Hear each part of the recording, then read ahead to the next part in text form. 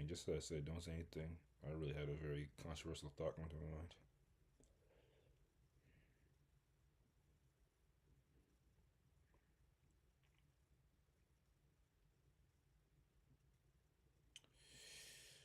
All right, Ace, whenever you're second, check the stream, make sure it's playing.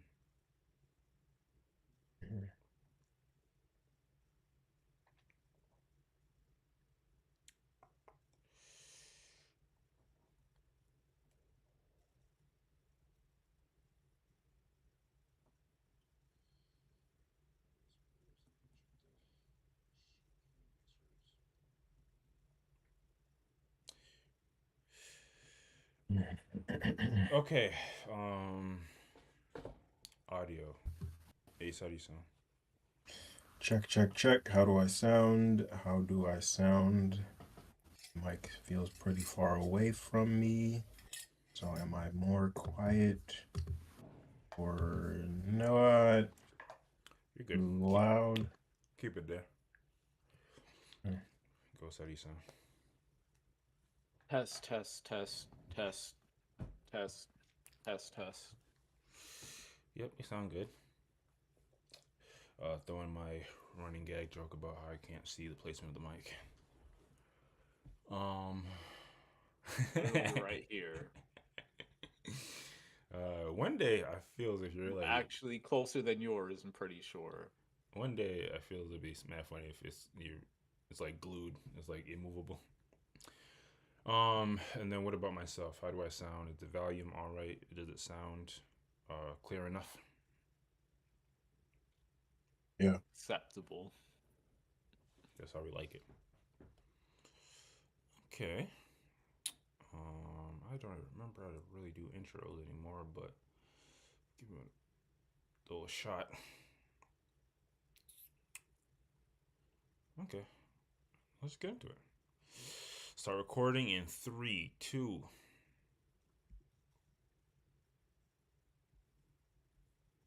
Now let's come here and make sure it looks good. Yeah, it looks all right. Actually, kind of want to fix that just a tad bit. Ugh. Nobody look.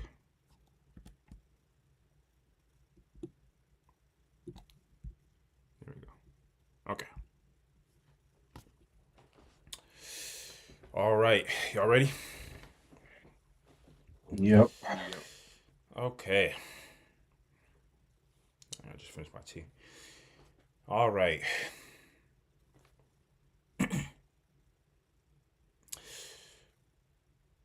All right. Welcome back, guys. Welcome back, everyone. We're back. Welcome back to the B1 and B Phil podcast. We have not everyone, but we have most of the guys, the fellas, the gang. We got Ace. So, We got Ghost. Yo. And we have myself, Questlando. Guys, how we all feeling? How we all doing? pretty good. Decent. And I'm feeling not too bad myself. At time of recording, it's the end of November. Salute to everybody that's had the ability, pleasure, experience of being able to spend time with their family, being able to get a break from work or school, or whatever endeavor you're going on or dealing with in life. Definitely hope that everyone's been having a copacetic time of year and staying warm because it's pretty much brick out if you live in the Northeast. Actually, I heard it was relatively cold somewhere else recently. I think it might have been Florida. Anyway, um, before we get into all the content and all the content recommendations, all the topics, quick podcast intro stuff. So we definitely recommend that if you are in the business of find new music, find new artists, find new records to listen to, we would recommend you check our Spotify playlist, our song selections of the week in the description below. Yes, you not only get dope content, great conversation, you get new music if you're in the mood for new music. Definitely check that out in the description below again. Also, um, after the podcast, we also do timestamps. So if you are in the business or in interest of just going around and seeing what we talked about throughout the podcast and not listening to the entire thing, which we completely understand, who don't listen to multiple hours of us, definitely check out the timestamps.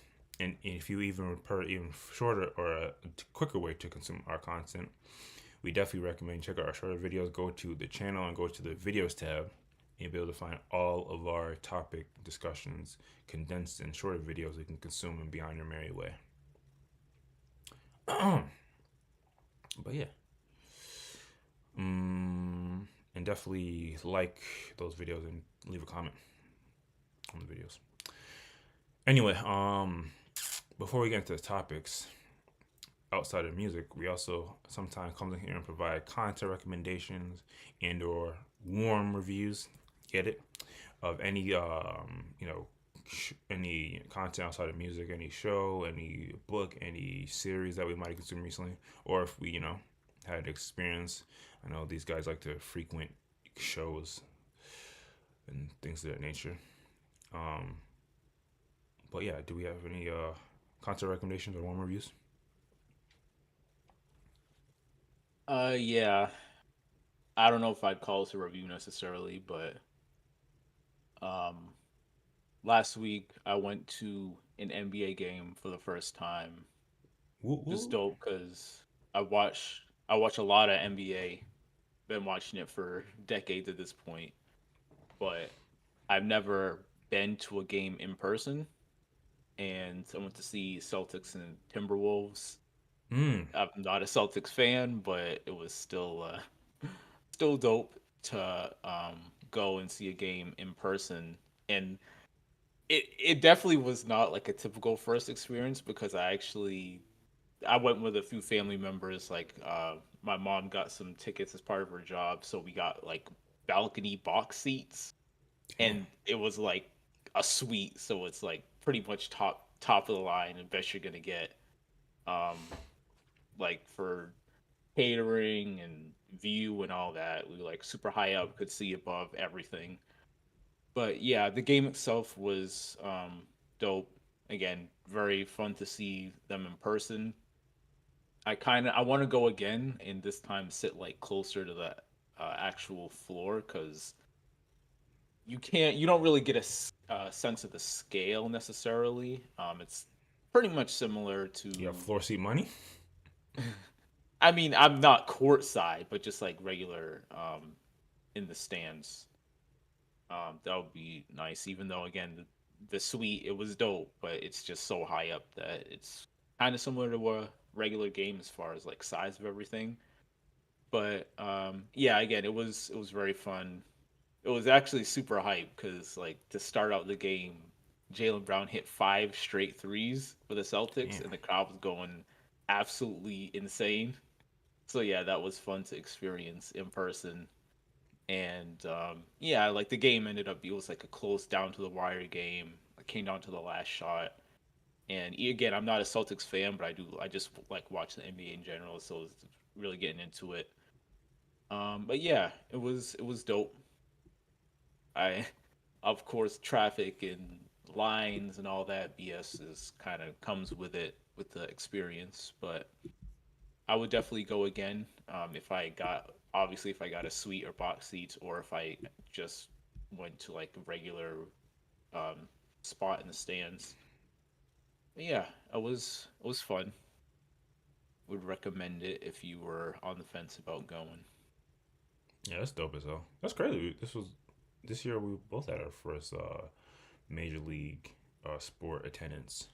Yeah, it's definitely and you know me, and I think you're kind of similar. There's a lot of elements about like place with a large crowd and a lot of noise, and especially if it's a team you don't really care about that much, like all that can be kind of annoying. But something about when you see somebody, like you said, hit that three IRL when they swing out of the park. I'm assuming like seeing somebody run a freaking half field touchdown is like in person. It really does hit a little harder. Um, so yeah, I can definitely imagine that was a little dope experience. Um, you're close enough to New York. Let's go watch a Nick game. Oh my gosh. I mean, sure, one day, but that'd be like a full day affair because it's at least a few hour drive. And Boston's Yeah, one thing, but New York, MSG, probably be even crazier. yeah. Yeah, I'd be down. Anything else? Um, eh, not really. No. Fair enough. Fair enough. Then, if there is nothing else, we can get right straight to the topics, right straight to the content. Hold up. I got some. My bad. To be honest, we thought you kind of like dipped out on us. No.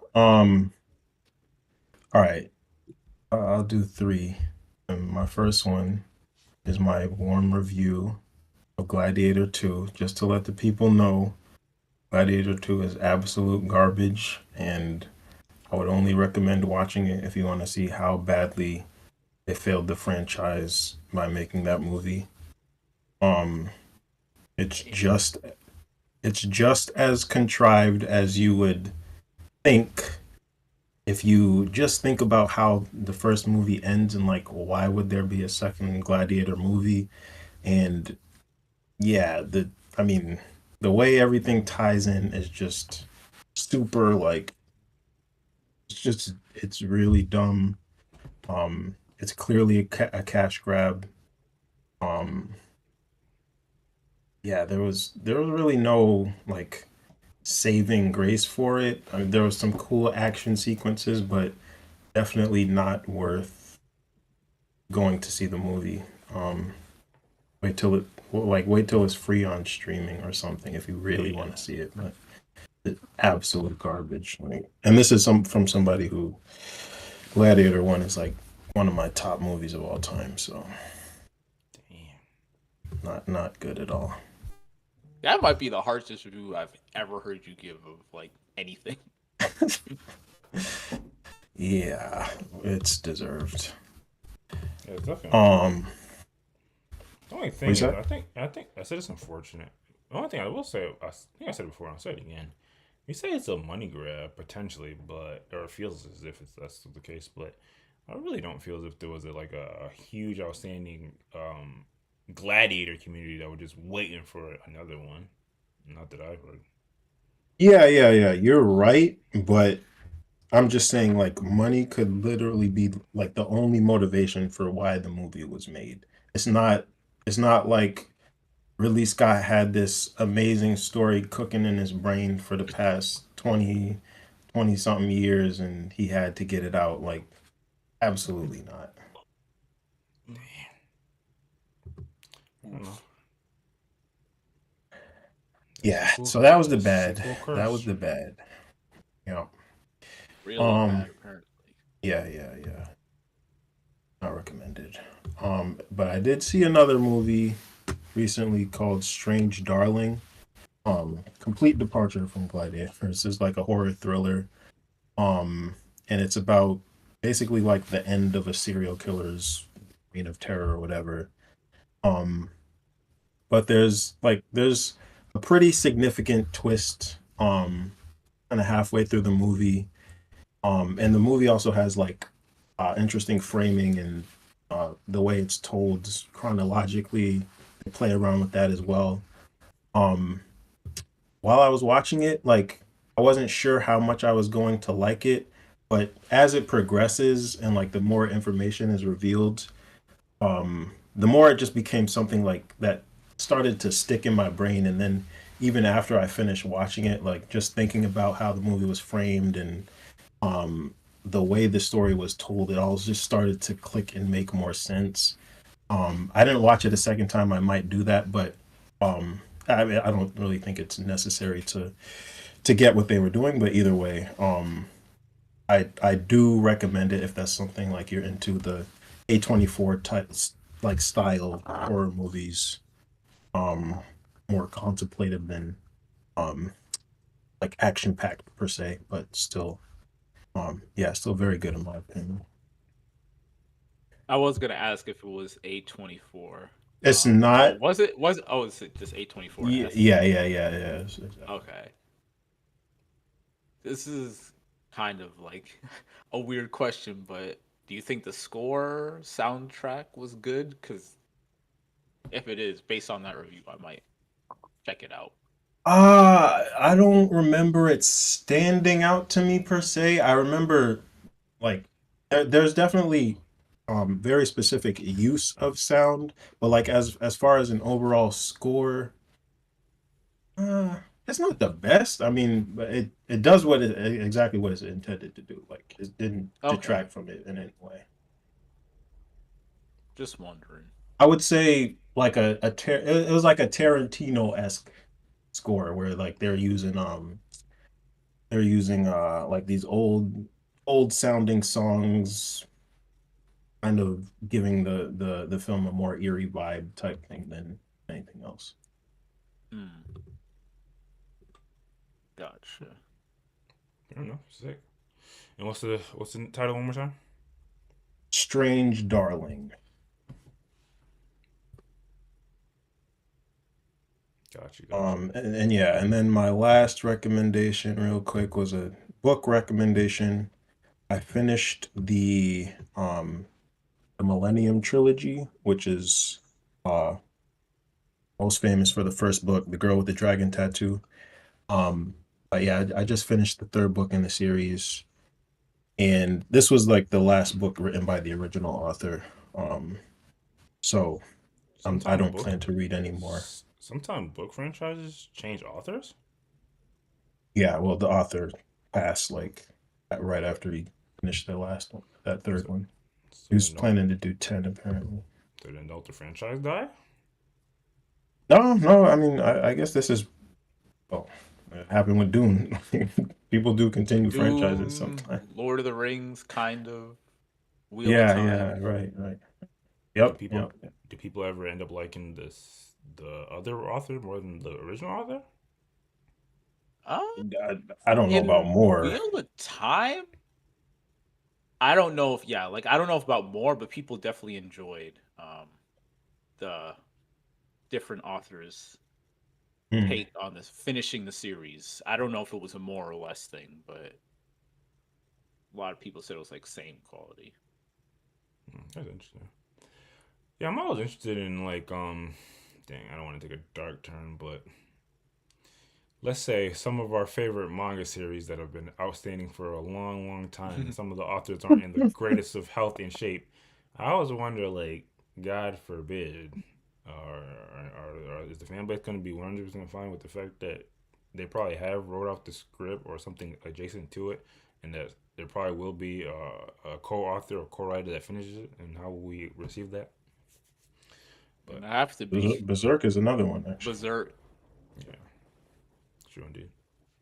Yeah, that's the big one. Fair enough. Good show. Good show. Was there anything else, Ace? Yeah. No, that was it. I mean, yeah, I didn't go into much description, but it being the third book, like, there's not much I can say. That wouldn't spoil most of the series, but it's very much another like thriller more so than the first book being a being more of like a mystery. So I Gotcha. recommend the whole series, like highly recommend. So, see, we give everything on this platform. We give you good movies to check out, bad movies to avoid, books, music, full package over here. But if there is nothing else as far as content recommendations, then we can get right to the topics. Go back here for a second. Get rid of this. Put this up. Move this down. Come over here. The names are probably going to be out of order, so I apologize. And then come back here. Oops. Yeah, those names are hella out of order. I should just leave them unlocked.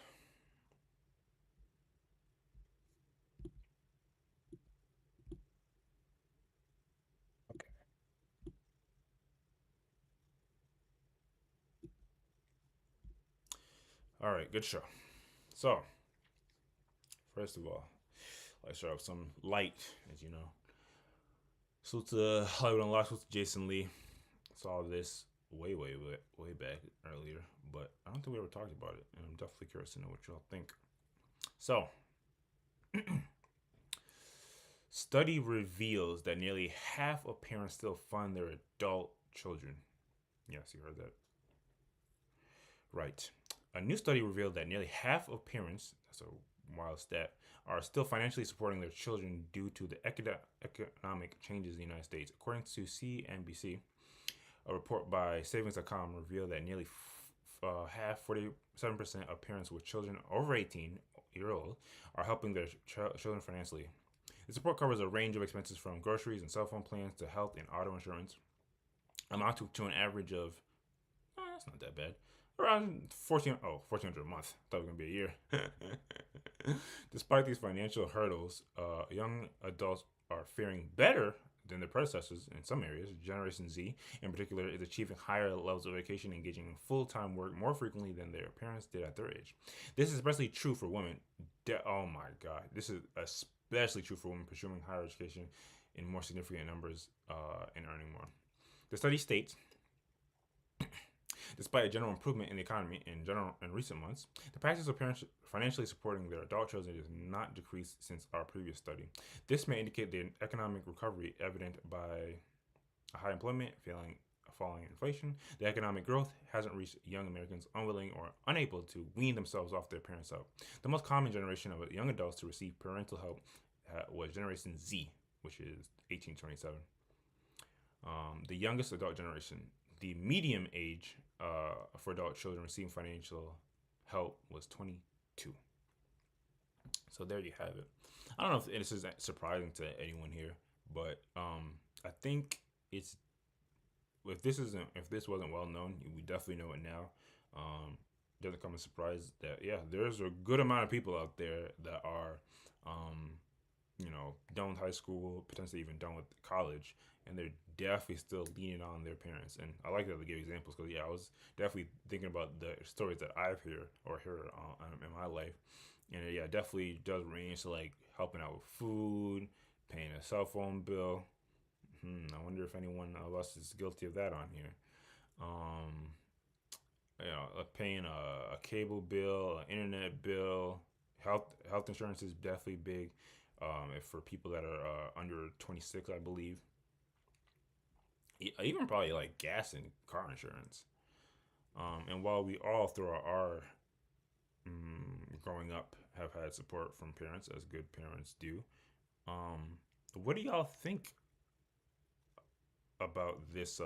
Again, maybe you weren't super privy to this. What do y'all think of this type of study? And I guess the big question is, do you think there should be a cutoff age when parents basically will stop helping you with the I guess we'll go both. The big boy bills and the little hair in their gas money. What y'all think? We'll start with the younger. What do you think, Ghost? To be honest, I'm surprised that this number is not higher. Because I've been harping on this for years at this point, and I'm someone that's smack dab in the middle of this situation where cost of living is so extravagant, cost of rent, bills, and all that.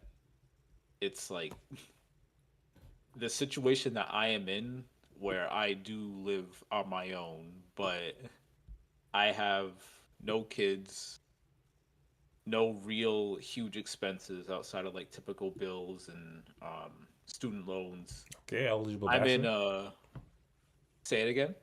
Sorry, nothing. My job is like, I'm not making a ton, but I'm making a good amount relevant to the average. And with all that being said, like, if I was making like 5,000-10,000 less, I wouldn't be able to sustain living on my own. Just given the state of how things are in the world. No one can ever say we don't keep it real on this podcast. Yeah, and like even like This nigga just said I now, would be homeless if I didn't make a few extra dollars.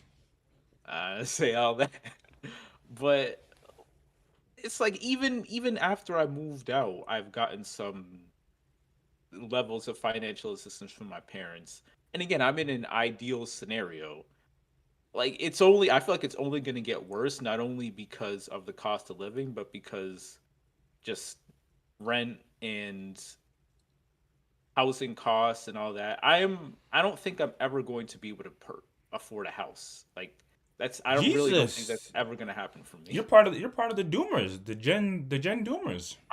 That's I'm like crazy to say I'm out just loud. being very real. Unless my future wife has like a good paying job and we can combine our expenses and all that, then I could maybe see it. But if it was just me, I don't see it happening. I just truly don't, and I'm not even Nah, being come negative. on. You're There's gonna no do. Bro, I'm way. I'm I don't. being real. I Like, don't. now, First of all, I want you to tell me.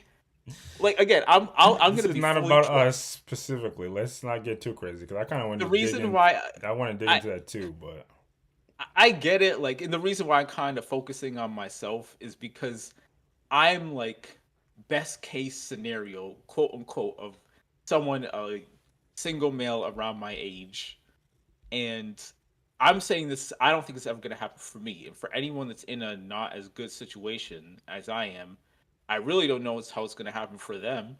Like again, I'm being perfectly upfront and real.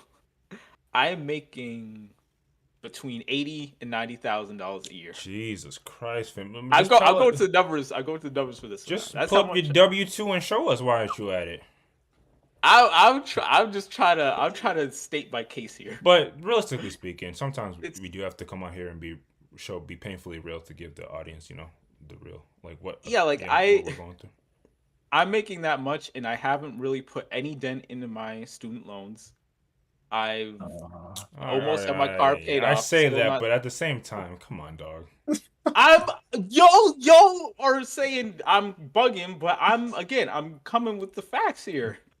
Like I'm stating my case so y'all can understand where Yeah. I'm coming from. Like I still have plenty of outstanding bills. Some of this is just like, nah, I could definitely be better with money management and all that, without a doubt. But at the same time, I don't spend any money on alcohol, no money on drugs, very little money on recreational stuff. I don't be putting a whole lot of money to games and all that.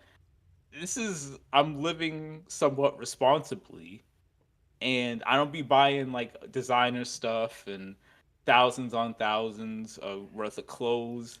I'm living fairly simply within my means, and the amount of money that I'm saving for the long term is kind of negligible if we're looking at eventually getting a house. Like there's obviously loans and stuff like that, but just if I was to save up my own, I don't see it happening. And this is The, for like again, I'm the That's ideal wild to say case. out loud. the So thing yeah. is, if we start getting into people's pockets about it, start pocket watching, which I don't necessarily What recommend. okay, What's what are we supposed this right I'm here, this I'm is about to part of the say, problem. what's your like your eating expense? What's your Uber Eats bill looking like? Like, what are we spending on clothes? Like, you know, Like again, there are areas of things we could dig into. there's I again I'm definitely not like the paragon of money management. I could definitely be better. But I'm just saying, like y'all know how I am. Y'all know generally how I live, and it's not extravagant. And part of the reason, like why this is the situation and why things are how they are, is because y'all are like shocked that I'm willing to disclose this information and I'm being so I'm upfront. sh- No, I'm no. It's shocked you're willing to disclose when we're just trying to have a basic overall perspective on again, I'm economics. to give you If my if this was like off the podcast, we're just chat. Yeah, this is definitely. I'll Hey, come on. are we supposed to be a quote unquote advice podcast? I'm Like not saying you do I'm anything coming wrong. with I'm the just facts. explaining to you why I'm a bit thrown off guard. I didn't see this coming, but keep going. It's like people are very hesitant to talk about their financial situation and the money because of like the stigma of like it's really not common. But I kind of feel like it's necessary so we know, like, people know like what the situation is, what we're getting ourselves into. Like, this is life. This is how people in my generation are living. Like, it's just being real. So I didn't intend to make it just like, oh, this is my situation, and I'm not even trying to be a doomer about it. I'm just saying it's I feel like it's only going to get Oh, you worse, are. and if this is, yeah, I guess that is pretty doomer, but I'm not even being pessimistic for the sake of being pessimistic. I'm just being real in my opinion, and it's not going to get better, and it kind of it is. This is how it is. So good luck. That's wild. That's wild. Jesus. Well, like I said, nobody can ever accuse you of not being real. Jesus, Joseph, and Mary. Um.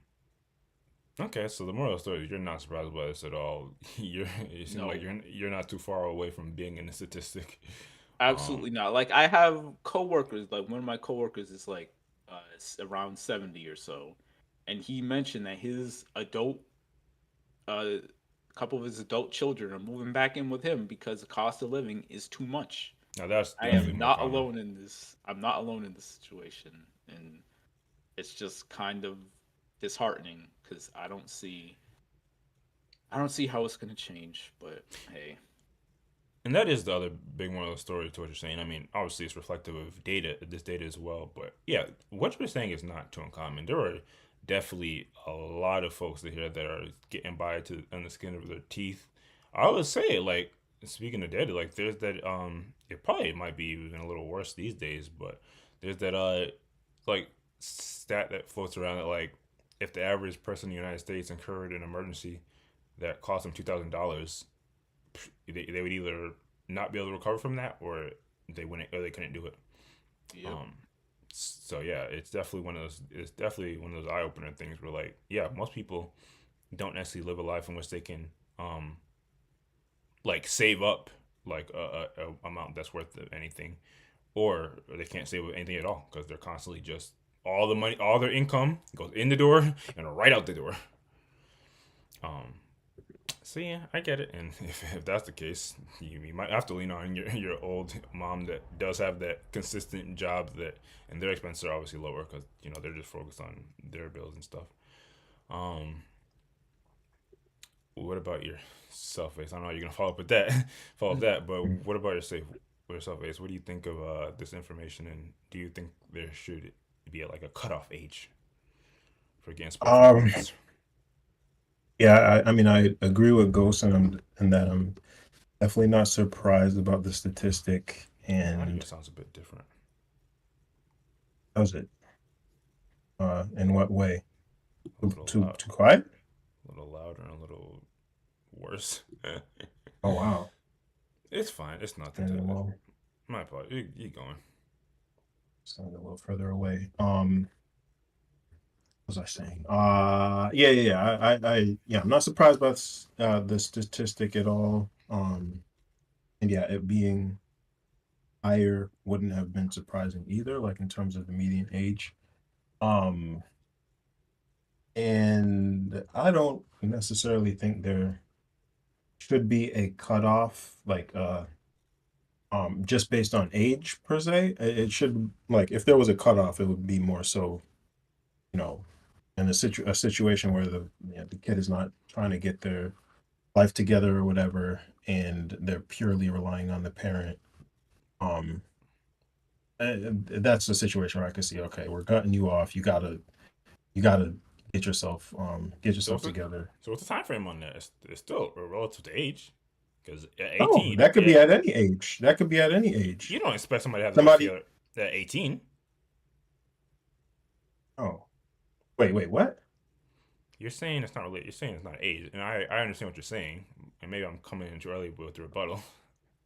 But it is somewhat correlated to age because you wouldn't expect somebody to have their life together at 18, but Yeah. maybe at 30, you Oh, okay. So, I mean, at 18, if the person is just sitting on the couch not doing anything and then not trying to go out and get a job and not going to college or something like that, I could still see the parent being like, not supporting you. Like you have to support yourself. You Like cut him off at at 18, least go fresh out out of high at, school. at least go out and get a job or have a plan in place for college or something. I mean, I don't necessarily see it would be more so like if the I'm trying to think what even would be the form of support. Like if they're still living in your house, you're not necessarily gonna kick them out the house. So I don't even know how you would So they cut can be them at, off, but they let's so they can be say. at the house, but they can't eat. They can't go anywhere. Um, Like yeah, okay, fine. Maybe 18, sure. 18 doesn't make sense. But okay. I feel like you're harping on something that is it's I not just my point is I that the just asked about lower the age. the- like you're messing me up because I said there there Title your should be podcast for a couple weeks, and he isn't can get thrown off his guard. age age isn't related to, in my mind, age isn't related to when that cutoff would or would not occur. Like it could be at a younger age, it could be at whatever, the person's 50. If you're still supporting them at 50, that cutoff could occur. Supporting somebody when you're on your way out, living off Social Security is crazy. You could be a rich, this could be a rich person, super well off in You know, retirement, and they're supporting, again, a 50-year-old child. Like, I mean, not child at that point, but adult. Like, how is the that? funny part, we're That's actually gonna unrealistic. one of the next topics is actually gonna feed into this.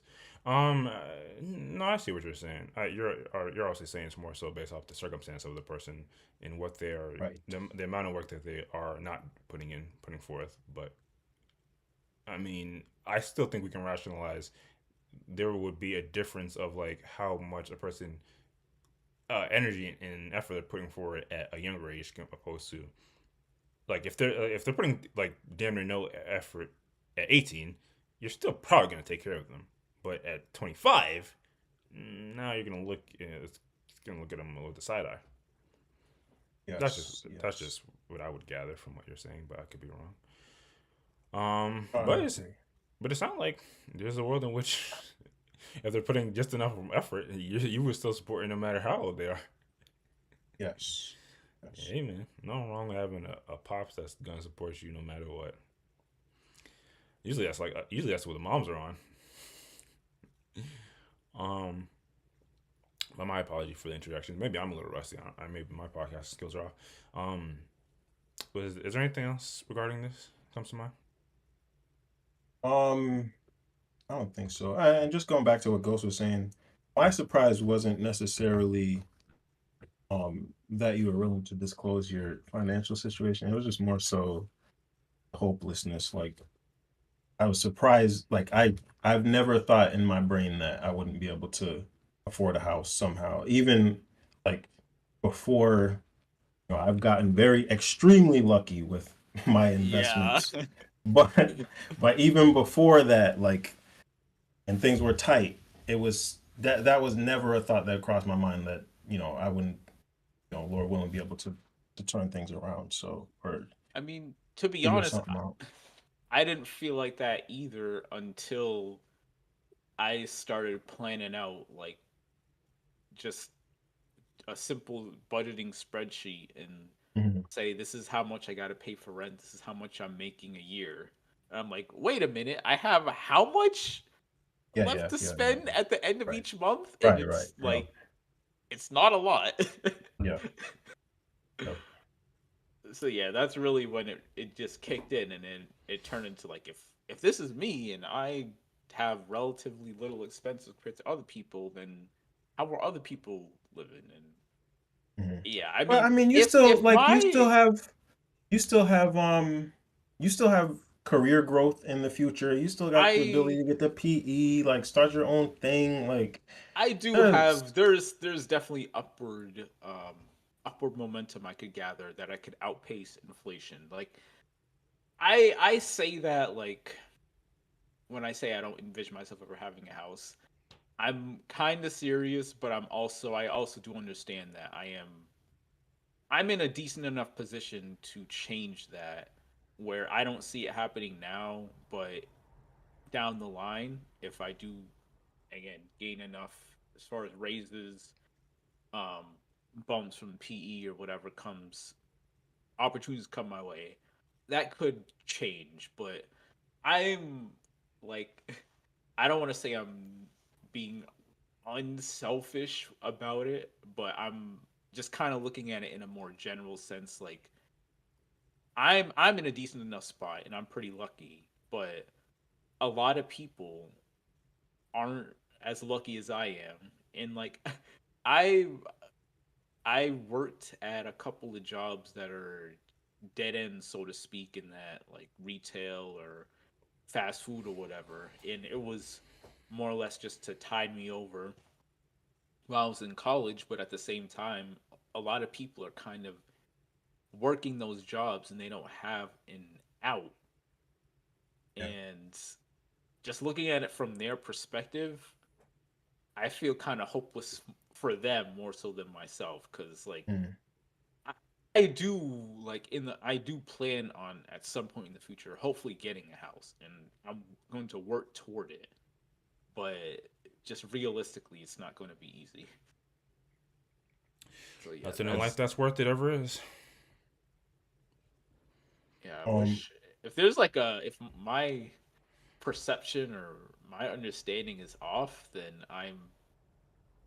I'm happy for one of y'all or someone else to point me in the right direction and say, "Oh no, things actually aren't this hopeless for people in general, my age and younger." But I'm just not seeing it.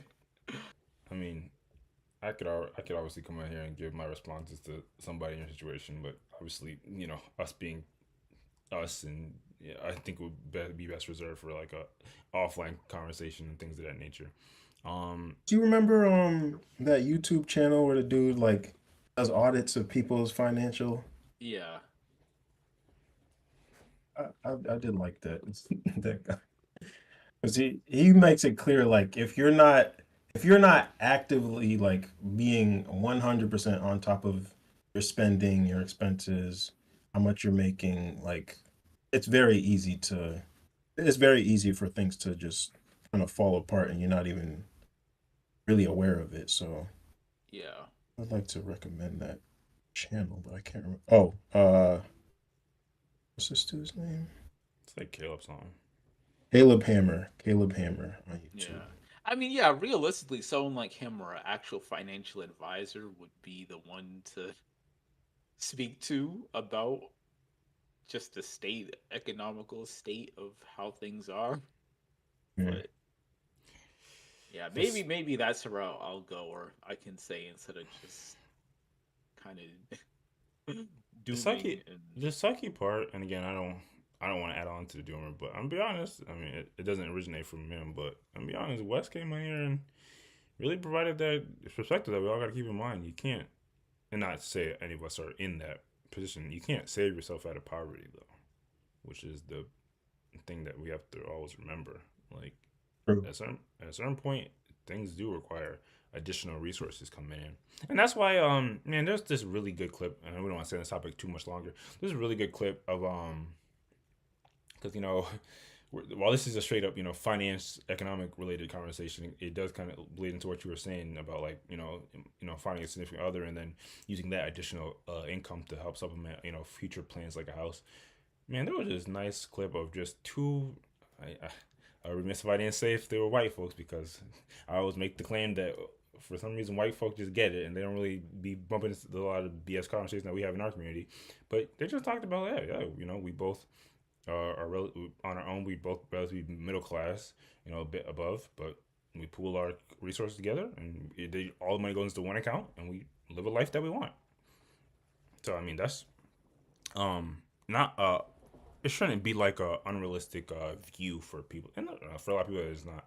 But we all understand for you know some parts of the community and some parts of the culture, it's definitely a mindset of like I have to be making X amount before I can even think about taking on somebody else in my life. But I digress. The moral of the story to kind of tie all this together is, hey man, it's real out here, and people are really going through, or just living. To be honest, some people by skin of their teeth. Some people are able to save a bit.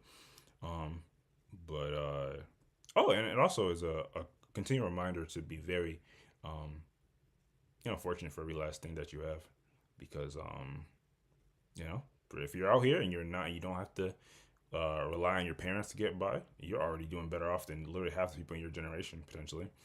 And then on the end of that, on the opposite end of that, if you do have people that are in your lives that can support you and make sure you have enough to get by, be ultra humble and be fortunate about that, because there's also the people that don't have the support but very much need it. Yeah. Definitely another reminder for everyone to check your spending, because it can definitely get ahead of you and you could be in a situation. But if there's not too much more on there, if there's not anything else, we can move on to the next topic.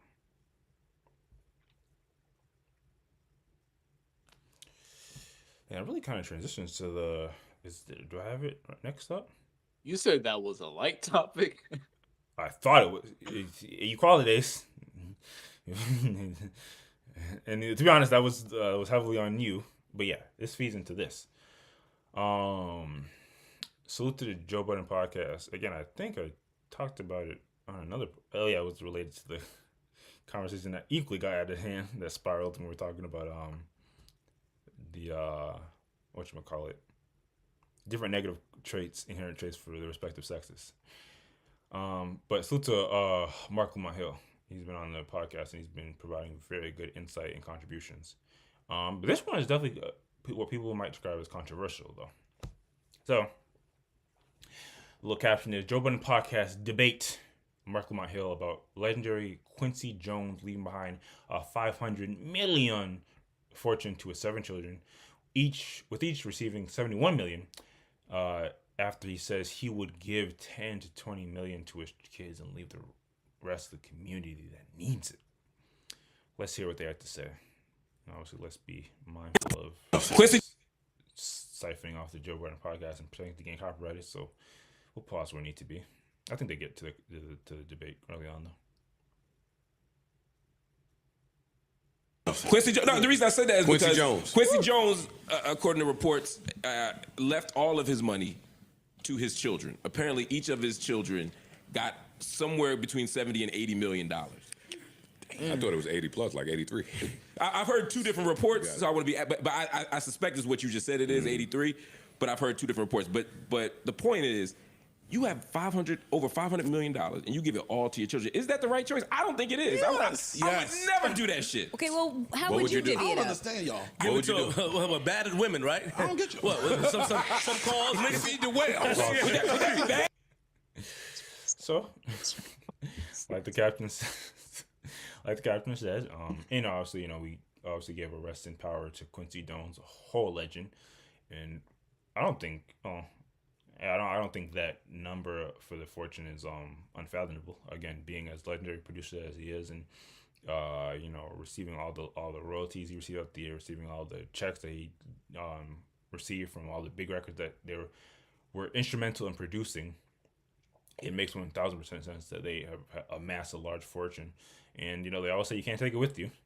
So reportedly, Quincy Jones left it to his children, which is like ultimate goal. You create something, you build up enough resources so that if and when you leave, your family has something to lean on. And that's just what he did, reportedly. But Mark Lamont Hill brought in the interesting counterpoint to the, and he's gonna get into it, but realistically speaking, and that's even a conversation that I think we've had on here, or we could have, but what's a life-changing amount of money? I think a lot of people would say like 10 plus million. You probably don't need to work another day in your life. Now, maybe with the inflation like Ghost is talking about, maybe it's a little higher, but definitely once we start getting to the literally 70 plus million, that's just like emotionally like unfathomable amount of money. So he, on the other hand, would probably do something else with it. Let's hear what they say. You know, no, it's not bad. I'm just saying. Like, Yo, you know the Alaskan rabbits are extinct. Alaskan rabbits, battered women. oh shit. Feed the whales, battered women. Nah, dead ass. That's how y'all view women? Get them I mean, he's Like talking about polar Alaskan bears rabbits. or what you talking about? There's something about rabbits and fucking whales. Yeah, we were cracking on Mark on, saying Ish. he's leaving his money Come to on, other Ish. charitable Okay. things. If I got How do the women get? if I got half, cause he brought it to women. He said battered women. Damn, why you pointing at me, rap? Because you, I got out of that quick. I know. Yeah, yeah. You passed that case quick. Look, no, this is what I'm saying. If I got $500 million and I had 8 kids, I would leave them something. I would do more the Warren Buffett approach. I'm gonna give y'all something. What is the something? How much of the pie? 10 million Wait, excuse me? Pause it. a piece. Yeah. And what would you do with the rest? I would give it to people who need it. I would invest it in society. I would repair things. I would create programs. I would do shit to lead the world better. Nobody needs $500 million. Okay, so it's getting into while he's still, obviously, who doesn't believe in leaving something to your children? His mindset would be, if I had that much money, at a certain point, he'd feel responsible to, give back to the community, help repair, rebuild, do all these certain things, and we'll let him keep going into it. But again, y'all kind of separate it a little here and there. Dollars. Stop. The problem with that is A piece. Yeah, this nigga's the man. no. No, this nigga's not. I love him, This yo. nigga hell, On my mom, I would. This is like college for me, hiring him. The I problem learned with so that much, is yo. when you leave it to somebody else, ain't no guarantee on how they gonna utilize Exactly, how that they bread. gonna- Like, I remember when Zuckerberg gave Newark $100 million. Gave the educational system in Newark $100 million. I ain't gonna shit on my town, but It went other places. yeah, you get what I'm saying? So when you start leaving that bread to somebody, ain't no guarantees on how they going to utilize that bread or if it's going to do what you wanted it to do. If you raised your kids accordingly, I think that your what I was gonna kids say. will be charitable and your kids will do things that would benefit society. What if you had a lot of faith in your kids and you're parenting and you're like, I got good kids, they're gonna Yeah, you and figure out something better to do still with this. responsibility. Man, I don't care if my My- kids took it and put it on black. I Pause ain't it. here no more. Y'all are my. See, man, salute to Joe Budden podcast. They know how to have a conversation. Funny, but still giving different perspectives. Yeah, I mean, the clip is like 5+ minutes, 6 minutes, so you can watch it on your own. But that's the main gist of the topic of discussion here. And to be honest, I don't know how many people. I think there's definitely a more minority approach to it. But I mean, I guess to get right into it, so we're not just here all night. What do y'all think of this? I mean, we're just talking about children leaning on their parents for support. If you, and it doesn't have to be an instrument like the immeasurable amount of money, like 500 million, but could you imagine a world in which you, when you're at the end of your life? I guess we'll look at it from both perspectives. We'll start from a parent's perspective. If you're at the end of your life and you amassed, a good chunk of change, are you giving it all the way to your kids, or no, we got to give back? What comes to your mind, Ace? Me particularly, I think I actually would end up giving back, Okay.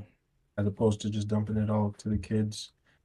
But I don't necessarily have an inherent problem with somebody who would just decide to give it all to their kids either. I mean, I guess actually there's not really much of a need to look at on both sides, because I guess on the flip side, we're not putting negative energy in the universe, but say our parents racked up X amount of dollars, once it's their time to pass it on, if they said, "Well, I'm not going to give you all of it," you probably wouldn't be pressed. I would pretty much expect that. Okay.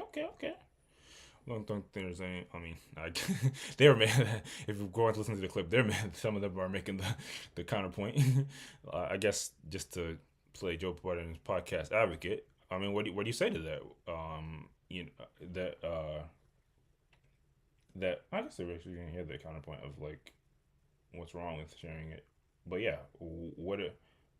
I mean, at the end of the day, it's your money. It's your your resources. It's your legacy. It's everything you built, and we generally do build stuff to give to our, um, our offspring. That's just like how the way like species work in general. Um, Hmm. so I mean, I guess sticking with the order which we kind of went in it, like you you wouldn't be in the mindset of, hey, my kids might be a little pissed off that I'm not leaving everything to them. I'm gonna be dead. Who cares? I like that. Dead man can give no orders. Okay, then I guess sticking with the one that would actually impact you. You already said it, but you what if they say, "Hey, I'm giving the majority away, and you getting extra." Your parents. I mean, this is kind of a situational thing, but I'm good. Like, that's fine. It's just, but that's probably because of where I am at in life right now. I would have to put myself in the shoes of somebody who really needs it, and then I mean, you don't think that your parents, to a certain extent, what your parents worked hard to obtain once they no longer really have need for it belongs to you. It's not no, all that inheritance jazz. no, not really. No, no, That's interesting. no, no. It's So you just where so they you decide to put so it. you're Because like, let's say they during their life they chose to invest their significant portion of their money in charitable causes or whatever, and then at the end they only have a little bit and they decide to give it all to me, all to the children, versus at the end of their life they amass a ton of money, they never gave to any charities, but now they decide to give a bunch to the charities and um little to none to me. It's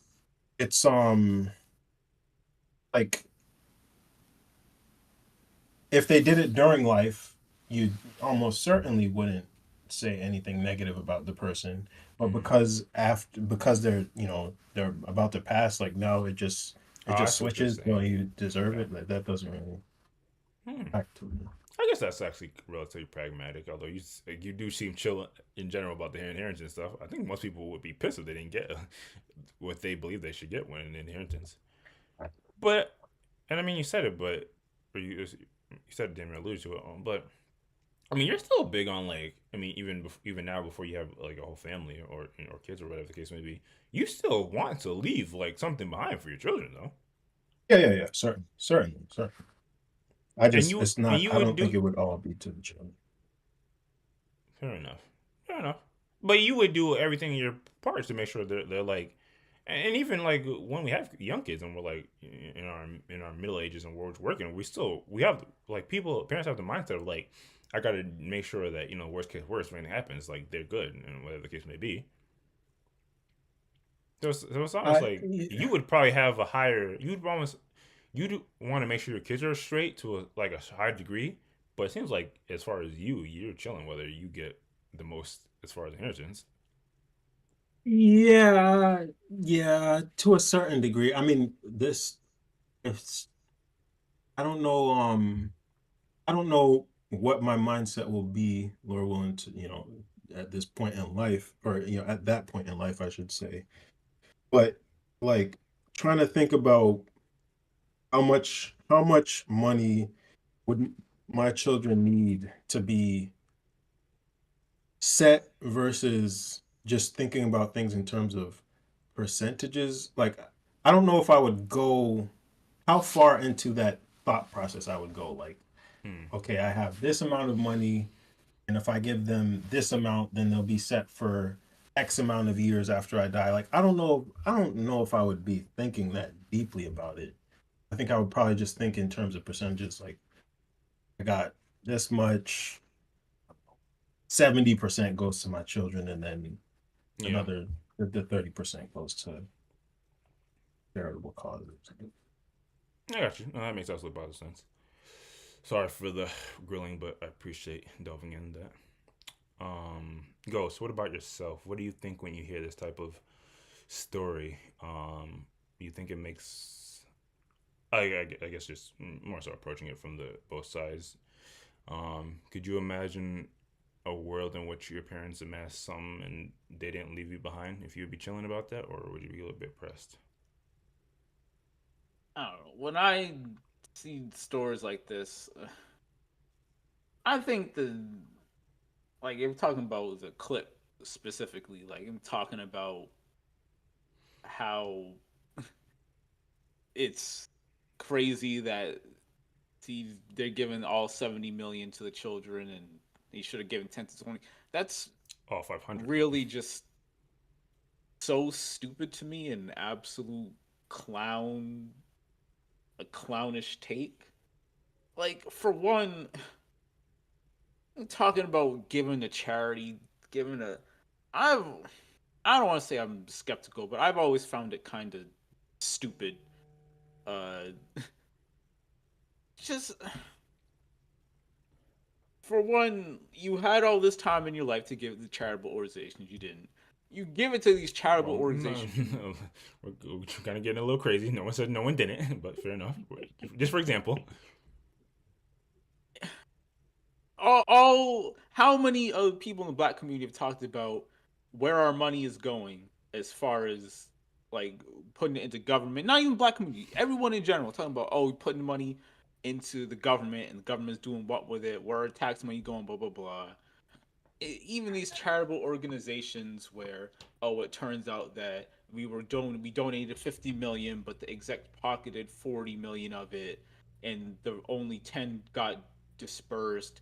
Why are we suddenly trusting the reliability and the integrity of these corporations when we've never done it in the past? And now suddenly we gotta give all this back and do this, do that, and we have this deep trust. And if you're giving it all to your children, then you're doing something wrong. That's stupid. Give the money to your kids and let them donate to the charitable organizations. If you raise them, they would probably know what you have in mind to donate to. Let them do it. I really am kind of tired of why are we donating to these random charities, these random people. If you're giving it to people directly, that's one thing. If it's a charitable organization you're deeply entrenched in, you know exactly what's happening, that's one thing. But just we'll just give it to this random feed the homeless. Like what the fuck does that mean, bro? I want tangible results. If I'm no. Feeding the homeless could mean I'm feeding 55% of this is going into one exec's paycheck. 40% is going into Why another. we have to look at it pessimistically? No. How many stories have come out where exactly what I'm talking about? I donated $1 million to on a small scale. I donated some money to the school board. I donated some money to my alma mater. What do they do with it? Jack shit. They put some random fucking library in your name. School that you went to is not the same as feeding like for people that don't have. No.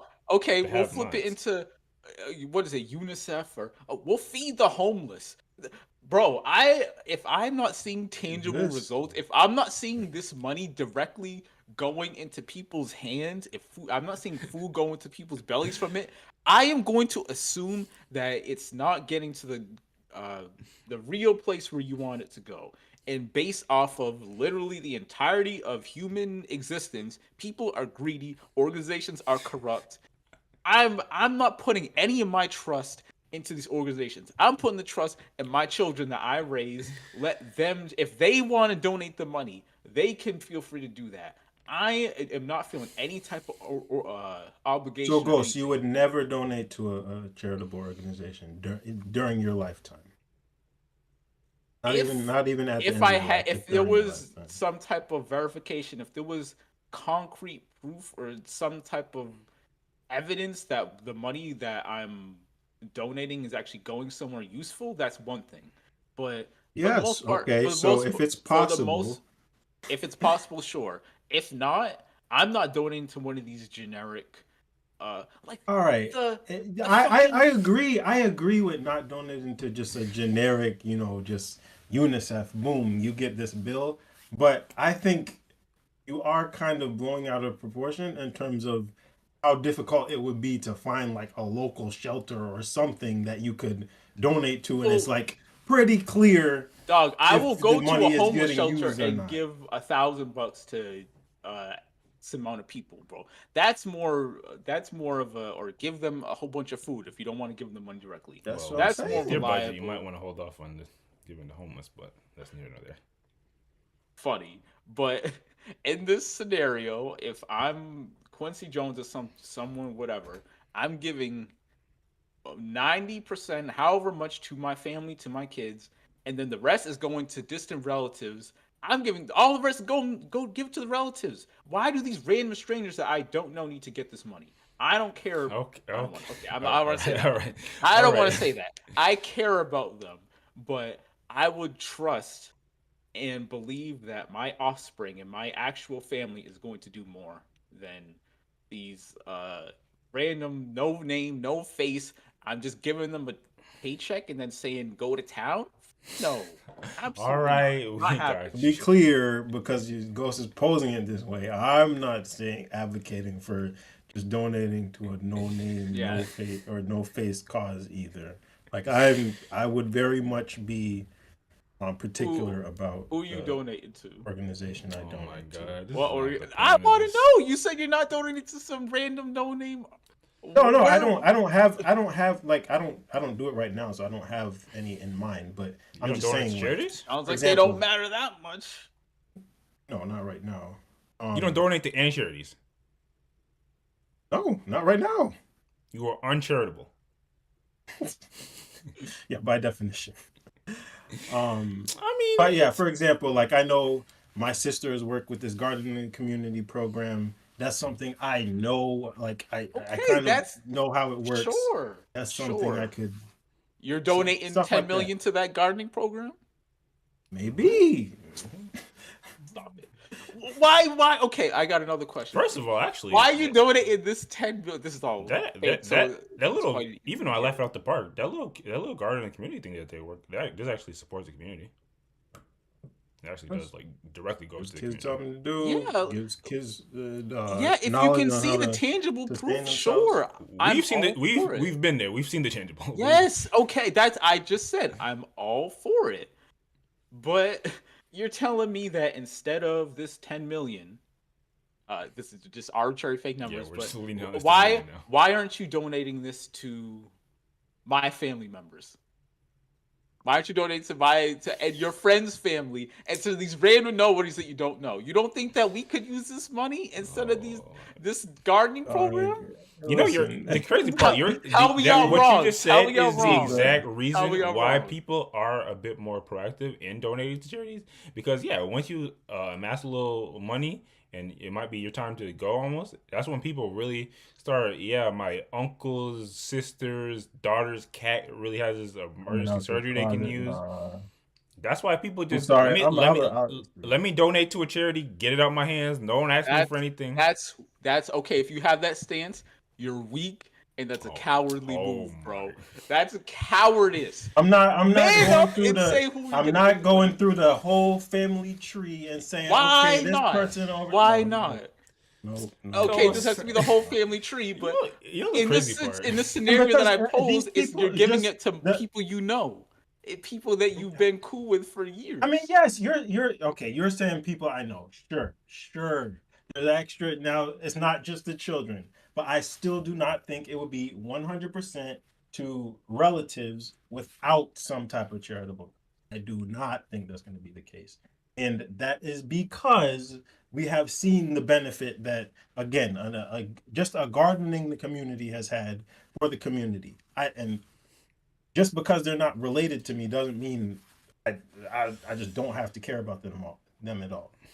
Saying don't care about I them, but really at the should same get- time, bro, like in my mind, you're putting this garden. I mean, kind of facetious right now, but you're putting this gardening corporation over me. And we've been cool for how long? And you're giving it to these farmers? They don't need creating a that whole money. fan fiction about 10 million. Again, I'm kind of half joking, but at the same time, like I just kind of feel like we have so many examples of nepotism, people looking out for their own, and we when I say we, I'm speaking like in general. We as a people have not been on the beneficial side to all this, and it just kind of becomes a circular thing where this organization's just getting more and more money, like these universities and stuff. And if there's a way to reverse that and to flip it, I don't think then anybody I'm here all is for it. pro donate to your university, unless you went to a HBCU and you really cared about it. But They scamming too.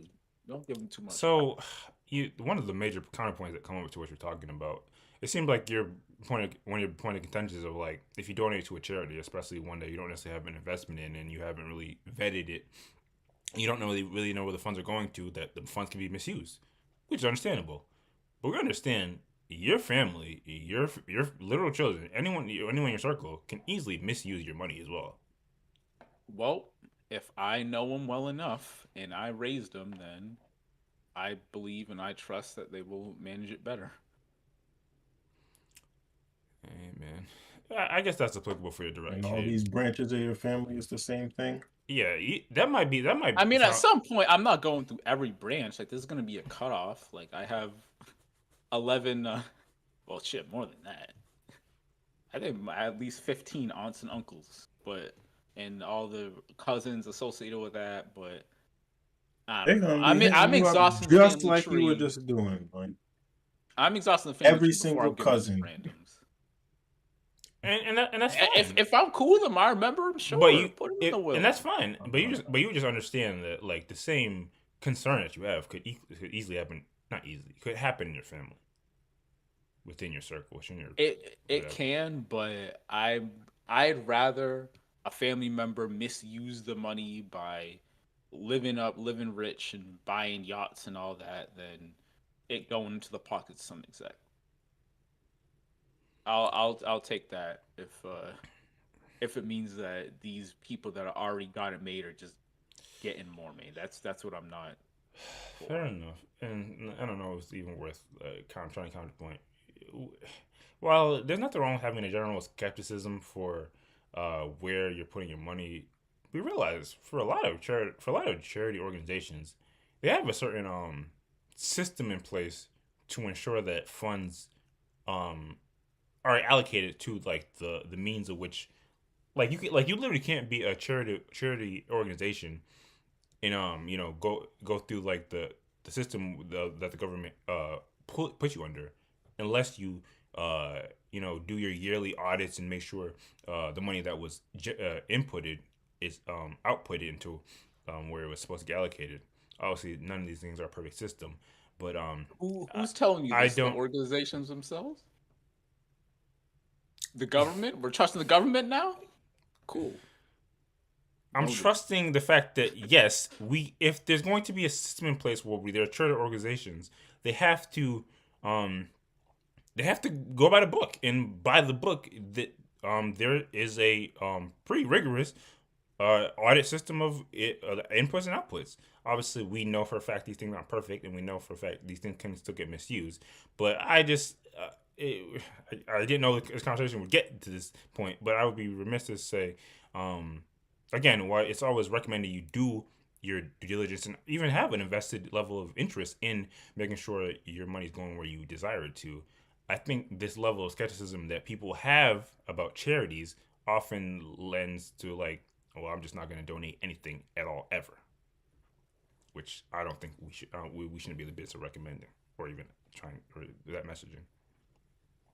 Yeah, I guess I'm not really fully anti-donate. I'm more anti-inheritance and leaving it to these random corporations instead of family members. That's what I'm really not for.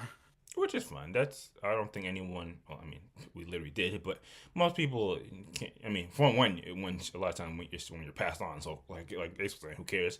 But you can't really fight somebody. Again, I think that at the end of the day, as a literal species, and especially humans, we work our lives to survive, to live a life in which we are comfortable with, and once and if we have offspring, to give to them to make sure they're straight in the event, if and when the event that we're no longer here. So I mean, it's just, like everyone's like goal in life to amass a little something, so that when you're gone or when you're no longer needing it, you can give it on to your children. So it's definitely the thing that most people would do and should do. Um, but I don't think there's anything wrong with the mentality of, at a certain point, or even on a whatever level we are on individually. There's nothing wrong with giving, out of my 90% of the money that I'm leaving by, I can leave a little 10%, 5%, or whatever you designate to a case or charitable case that, it just for the sake of a better community or whatever the case may be. Now, whether you lean more to the spectrum of I'm not giving a dime to anybody unless they have my last name, or whether you're like Mark Lamont Hill and you're probably giving majority of it away to charity, you could say these are a bit extreme. But salute to the Joe Budden podcast, salute to Mark Lamont Hill, salute to Quincy Jones, rest in power, and salute to his kids. Oh man, imagine, you're already probably good and well off because of the legacy of your father and grandfather, and now you're just completely you're just chilling. Nice.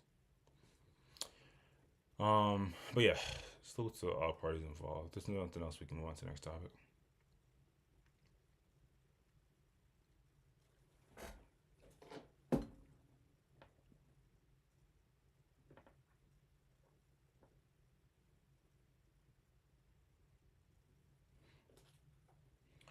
He just keeps it honest.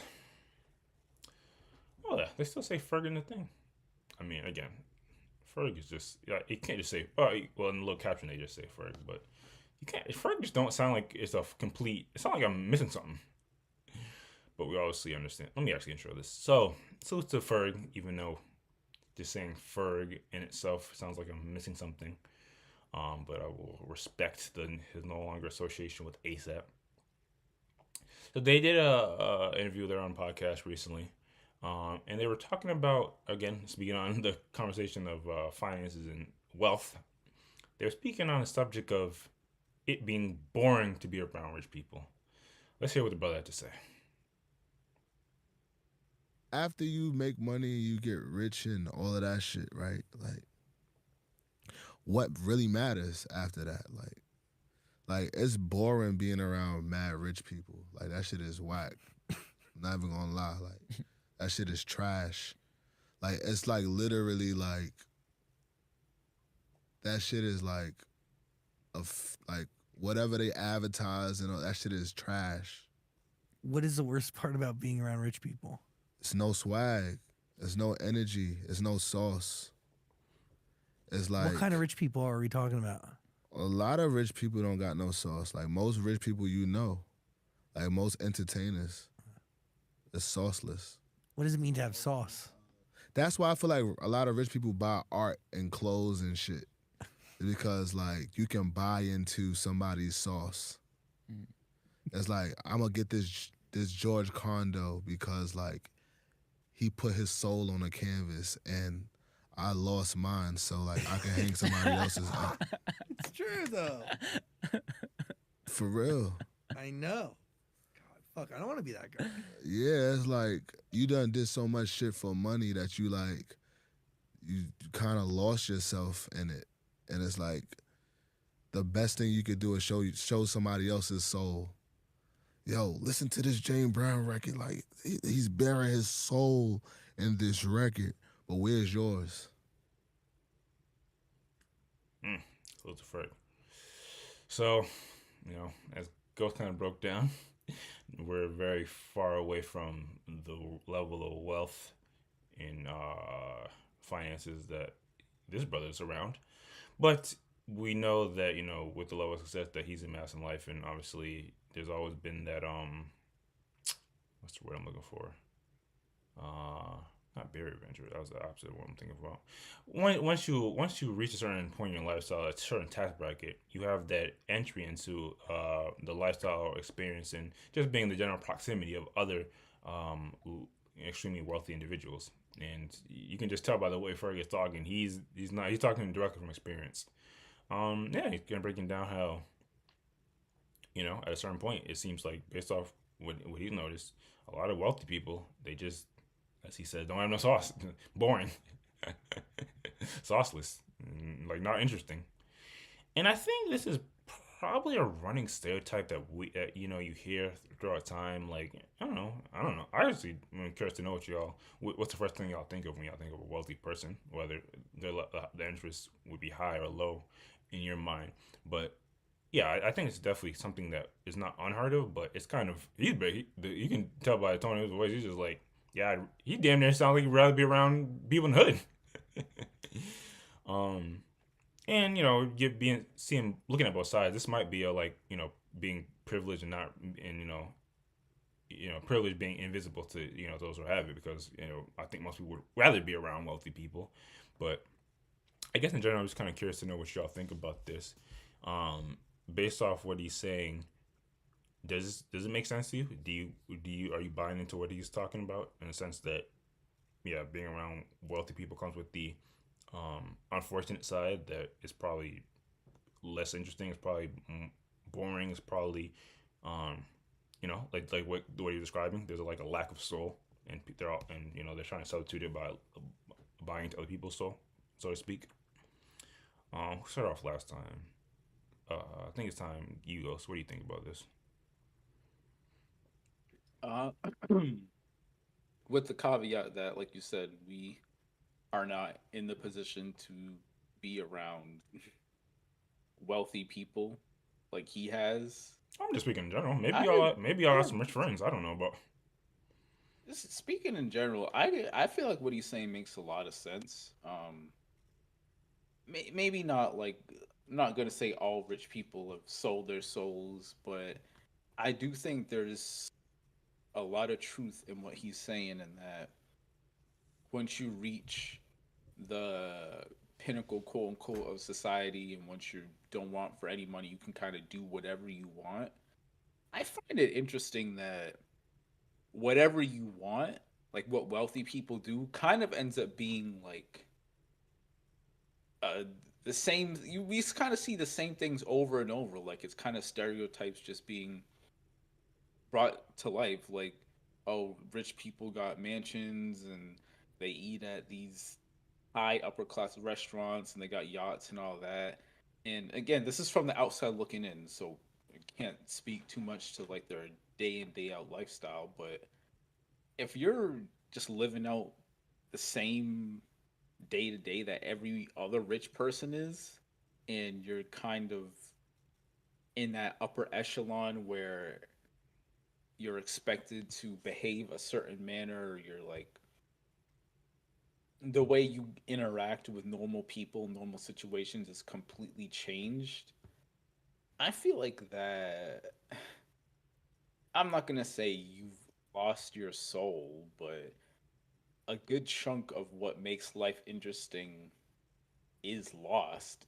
And life most certainly isn't, well, I should say it's easier, 10 times easier when you're rich versus if you're struggling, but easier and interesting are two different things. And when you do make your life entirely about money, which you kind of have to do, unless you once you inherit it,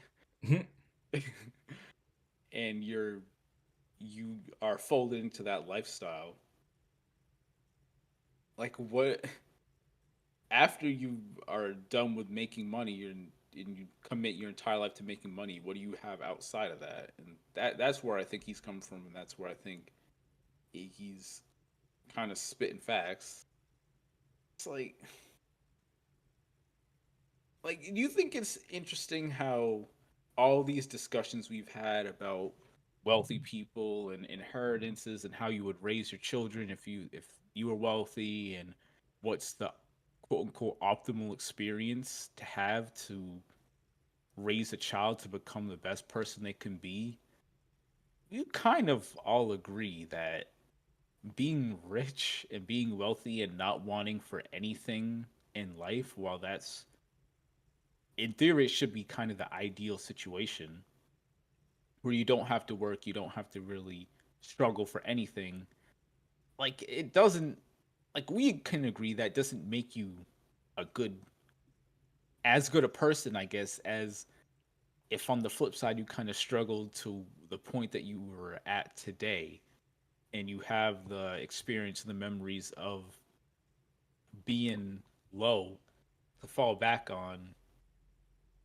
I think it's interesting that like there are going to be very obvious holes in your character if you are rich and if you reach that point versus like a regular everyday Joe Blow.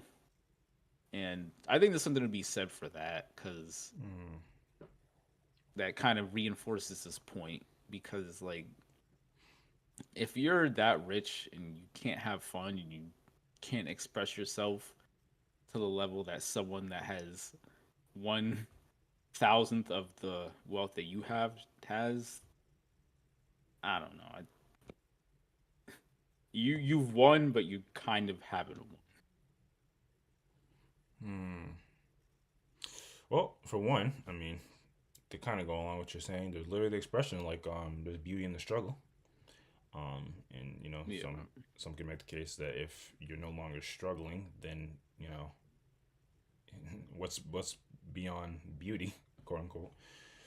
And you know what you're saying kind of leads me to like the thought of, and I feel as if we all talked about this, not just like podcasts, but like, what do you do once you, like you said, are in a position where you don't really want anything anymore, like.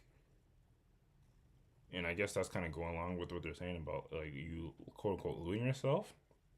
I feel as if when we talk about these things, it's generally we would just devote more time now that we're not doing the day-to-day struggle of life. And now we devote more time to our hobbies, interests, things in life that we'd want to pursue more. But maybe it seems like it's a case where once you are along that struggle, maybe you lose that to some extent. I don't know. I will say, well, you said some things are stereotyped that things that wealthy people do. Are you telling me that if and when you blow up, you're gonna buy a big ass house? And some nice ass cars. I mean, I can say for certain I'm not gonna be one of the people that has like 10 cars. But I mean, sure, like a big house, yeah. Like I'm not even saying that the rich stereotypes are bad. Like we kind of all would. I don't think any of us would say no to like having every one of our meals catered. We don't have to do any cleaning because we got maid services. We can go on a yacht. We can go vacation anywhere. Like I'm not saying any of this is bad. It's just kind of like typical and normal for a rich person.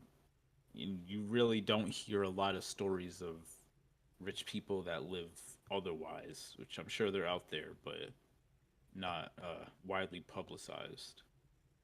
And what else would you do? I mean, for me, with your money, with I definitely wouldn't be getting any yachts or nothing like that. Like, well, I'm saying in terms of your lifestyle, not necessarily like what investments would you be making, but just in terms of your lifestyle, how would your lifestyle be different? I mean, I think it would be instead of watching no games on various sites, not to get in trouble, he'd be at all the games, courtside. What you mean?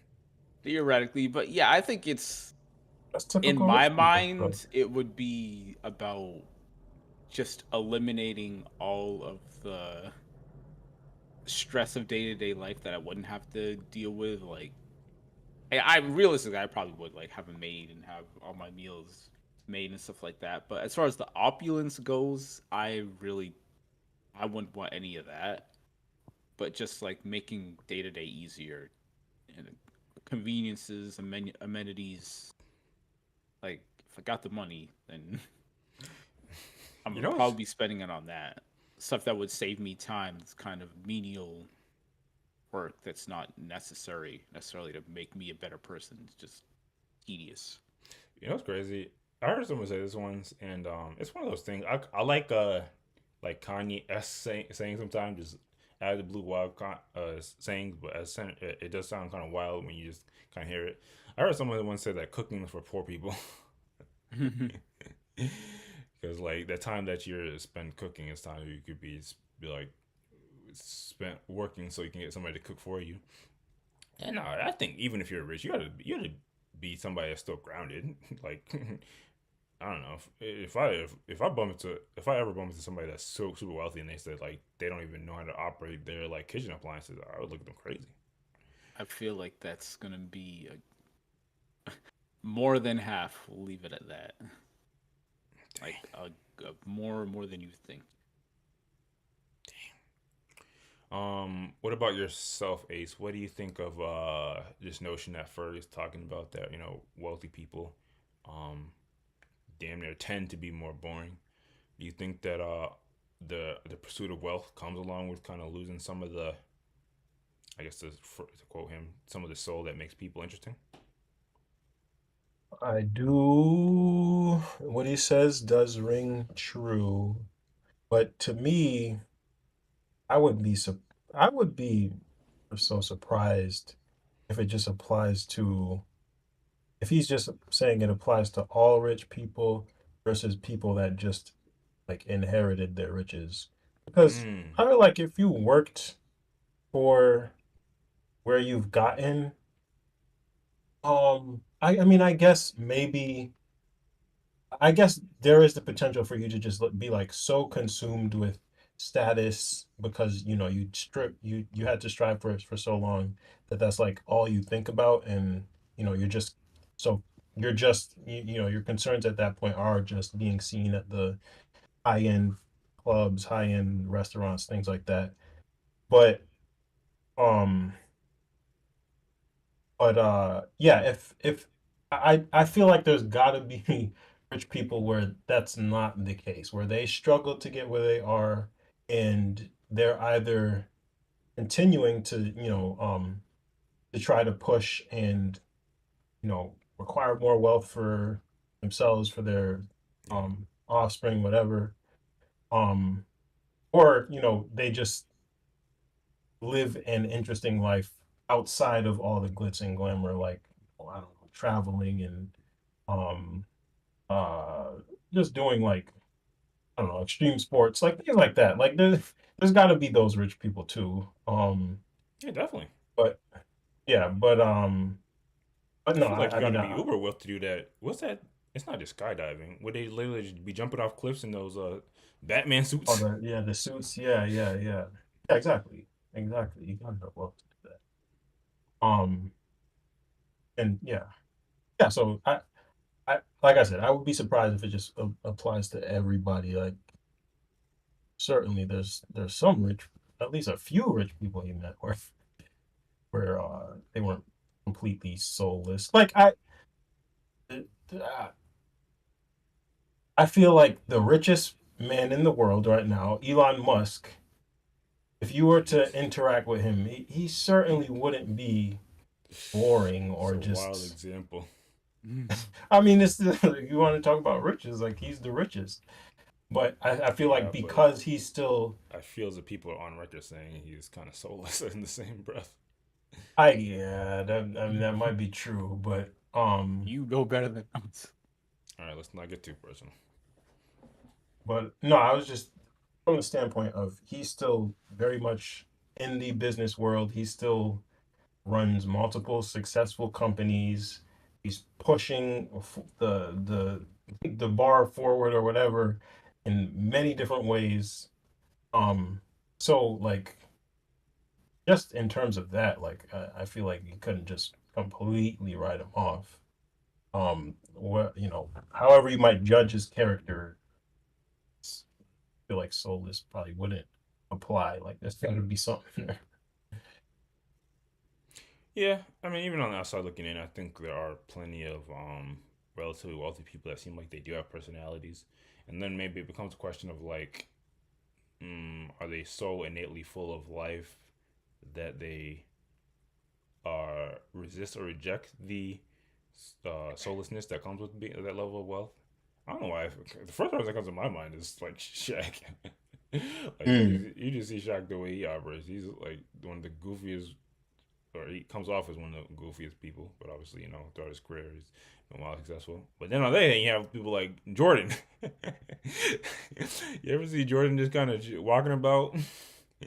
He ain't with no pictures. He ain't really talking to people. He just about his literally $1 billion legacy and going about his business. So there's probably equal parts people that still live a very interesting and the type of life that they would want to live regardless of whether they were extremely fortunate or not. And then you have those who although maybe people sticking on that Jordan, people might say Jordan was always kind of like really had his eye on the prize. Not too talkative. Anyway, I think Anthony Bourdain would be like a rich person that certainly was a full of life type person. Yeah. But of course, I guess the only way to verify for certain is, we gotta keep climbing and see for ourselves as Ferg is talking that real stuff. Last thing, this has nothing to do with nothing. Are you sure you would have somebody cooking all your stuff, Ghost? Not to get on you, but I feel as if you're a ninja. Like you like ninja food. Like I feel as if you're still gonna want to eat wings and stuff.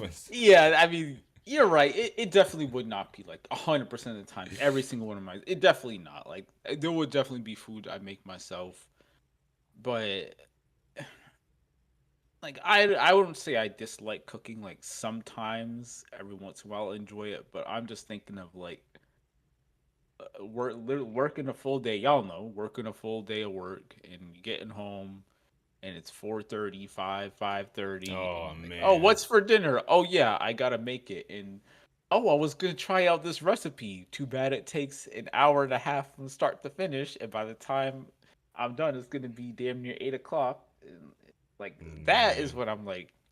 Nah, my personal chef would have had that whipped up, ready to go. Just sit down and eat.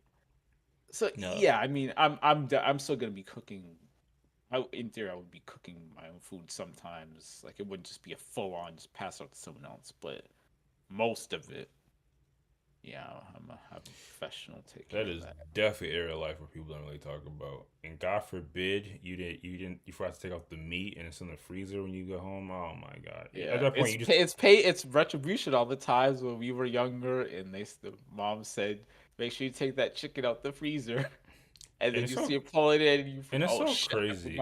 You damn near need to experience that to really appreciate your parents and really just be like, damn, I'm at all those times where they came in the house and that with their orders weren't complete, and now Yeah, I can how understand did the they frustration. lose it on us worse? Yeah.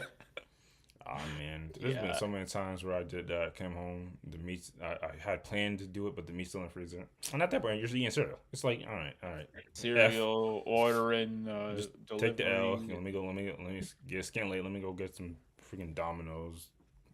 Yeah, I get it. But yeah, the moral of the story is, I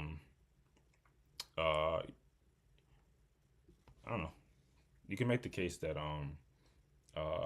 your life can be, and damn near potentially will be, interesting depending on how you operate.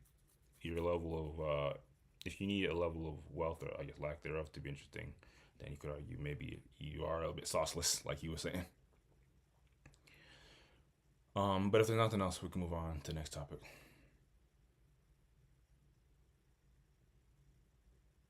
After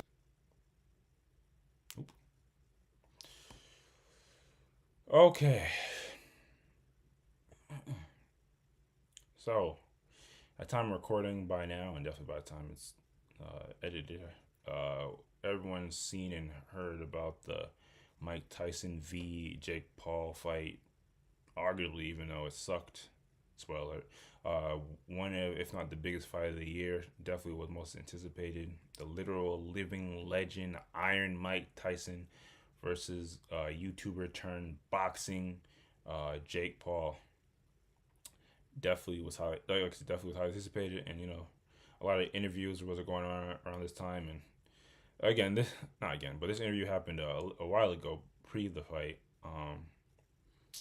But we were operating on our times, and First of all, before I get into salute to the young sister, Jazzy's World TV.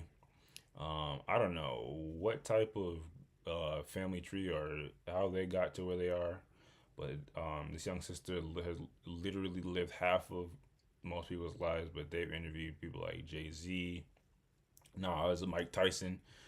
This sister's definitely got a phenomenal start. By the time she's in her college post grad years, she'll be one of the best interviewers, or be able to work on any news organization or her own organization that they'll want. But yeah, like I said, people were talking about this. Interview that they had with Mike Tyson because, as you know, Mike is eclectic. I don't know. When you listen to Mike, sometimes you don't know what type of OG Grandmaster Kush he's on, because he would just talk at you. But anyway, without any more introduction, if you haven't seen it, let's hear what the question was and what his response was. Well, in your return to the ring for this fight, you are setting a monumental opportunity for kids my age to see the legend, Mike Tyson, in the ring for the first time. So after such a successful career, what type of legacy would you like to leave behind when it's all said and done? Well, I don't know. I don't believe in the word legacy. I just think that's another word for ego. Legacy doesn't mean nothing. That's just some word everybody grabbed onto. Someone said that word and everyone grabbed on the word, so now it's used every 5 seconds. It means absolutely nothing to me. I'm just passing through. I'm going to die, and it's going to be over. Who cares about legacy after that? What a big ego. So I'm going to die. I want people to think that I'm this, I'm great. No, we're nothing. We're just dead. We're dust. We're absolutely nothing.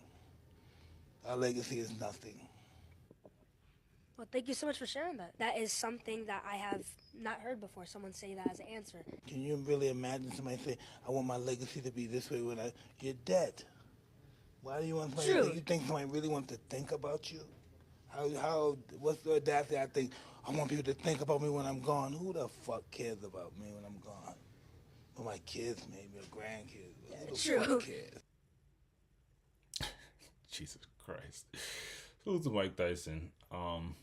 Obviously, if you kind of understand Mike's career, and even we came in here and watched some interviews by them, and we can, I think, kind of hear this type of dialogue and be like, okay, based off what we generally know about Mike, this is not too unfathomable, but you gotta keep in mind the context of all this. This is a young, I believe they're like 14-year-old sister, just trying to get some inspirational knowledge, wisdom, input from a whole legend, and this was his response. Basically, legacy doesn't matter, and we're all dead. That's what a lot of people's gonna hear and take away from this. And obviously, in the grand scheme of things, people can just kind of look at this and laugh and go about their day. But I mean, when you kind of look at it for 2 seconds, it kind of is a bit morbid. One could make the case, and I guess if there is any questions, what do you think? Because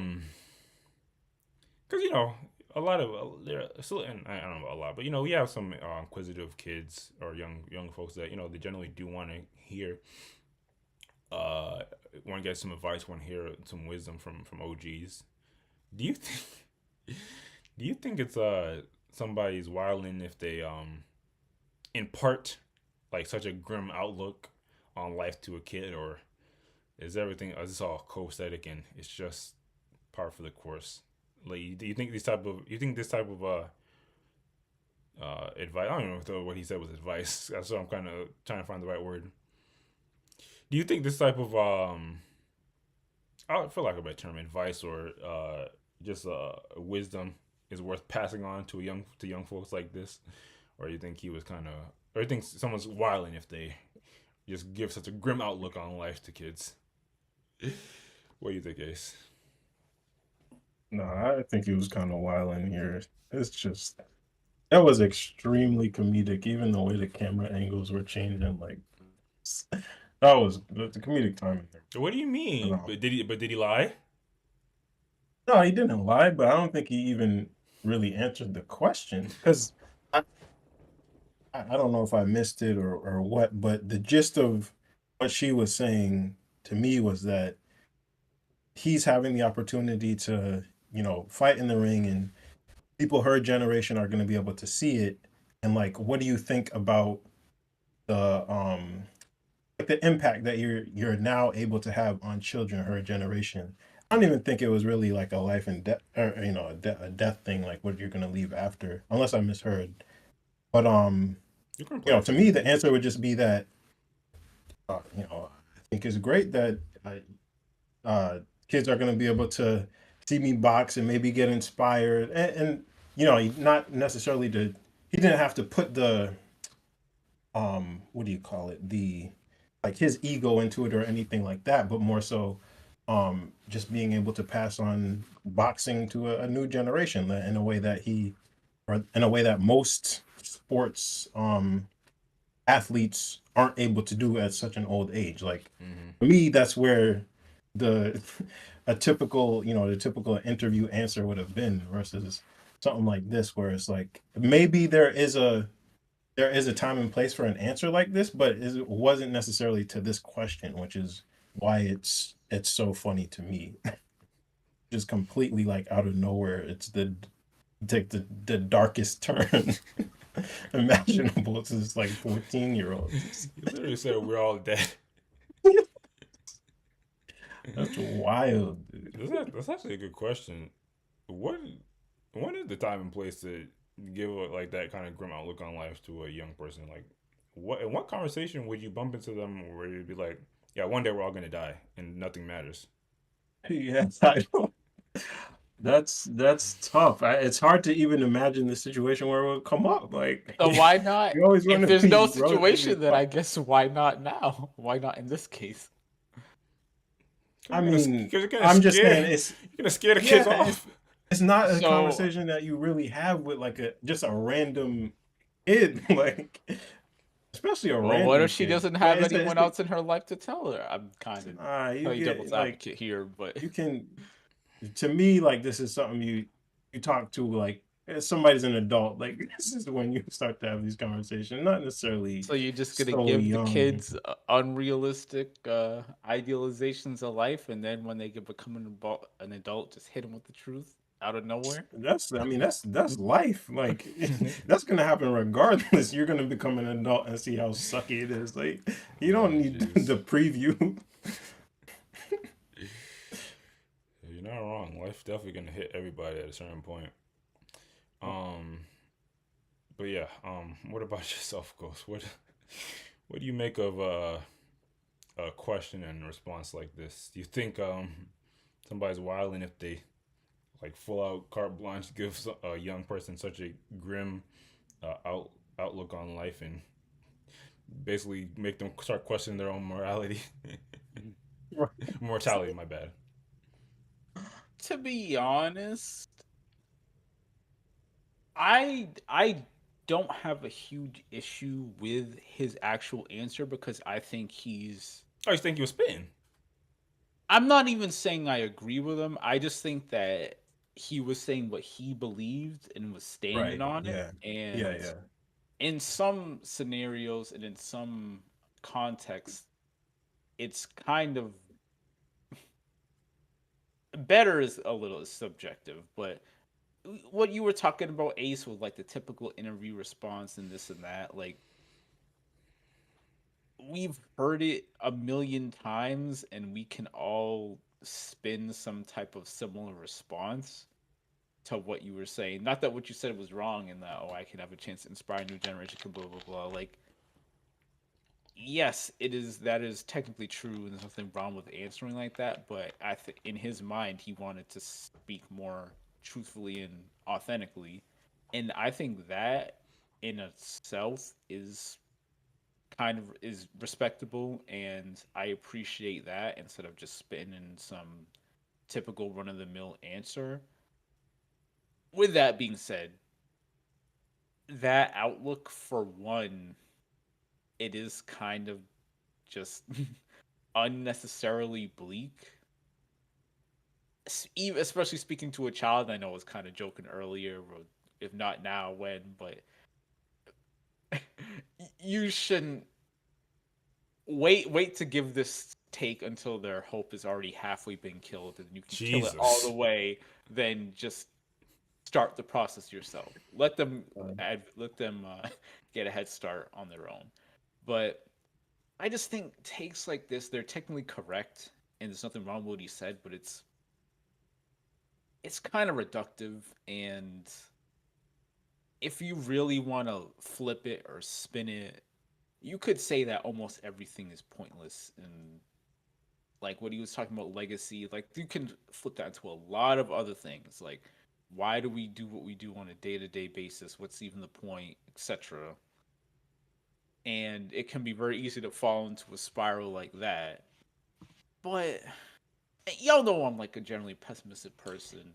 Oh my god! But it's just at some point, at least you're aware of it. What's the point of being so like? It kind of becomes a basic take. Like, it's very reductive. There's not any point to thinking like that. Sure, the positive outlook might not be most realistic, but we don't always need 100% realism all the time. You know, that's kind of how I look at it. I didn't actually intend to come on here and actually debate the content of what he's saying, but I mean, I think we can acknowledge, heavy emphasis, I think, what he's saying is not necessarily even true.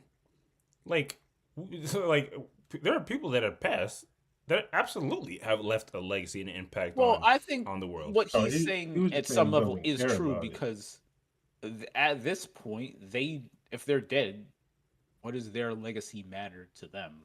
Like, you think Michael Jackson cares about his legacy when he's been dead for 10 plus years? Like, well, when you're dead, nothing matters, and I guess that's still 100% true. But while you're alive, there's nothing wrong with actively ensuring that the impact that you're leaving on in life, or for at least for your family or for your circle, is worth something.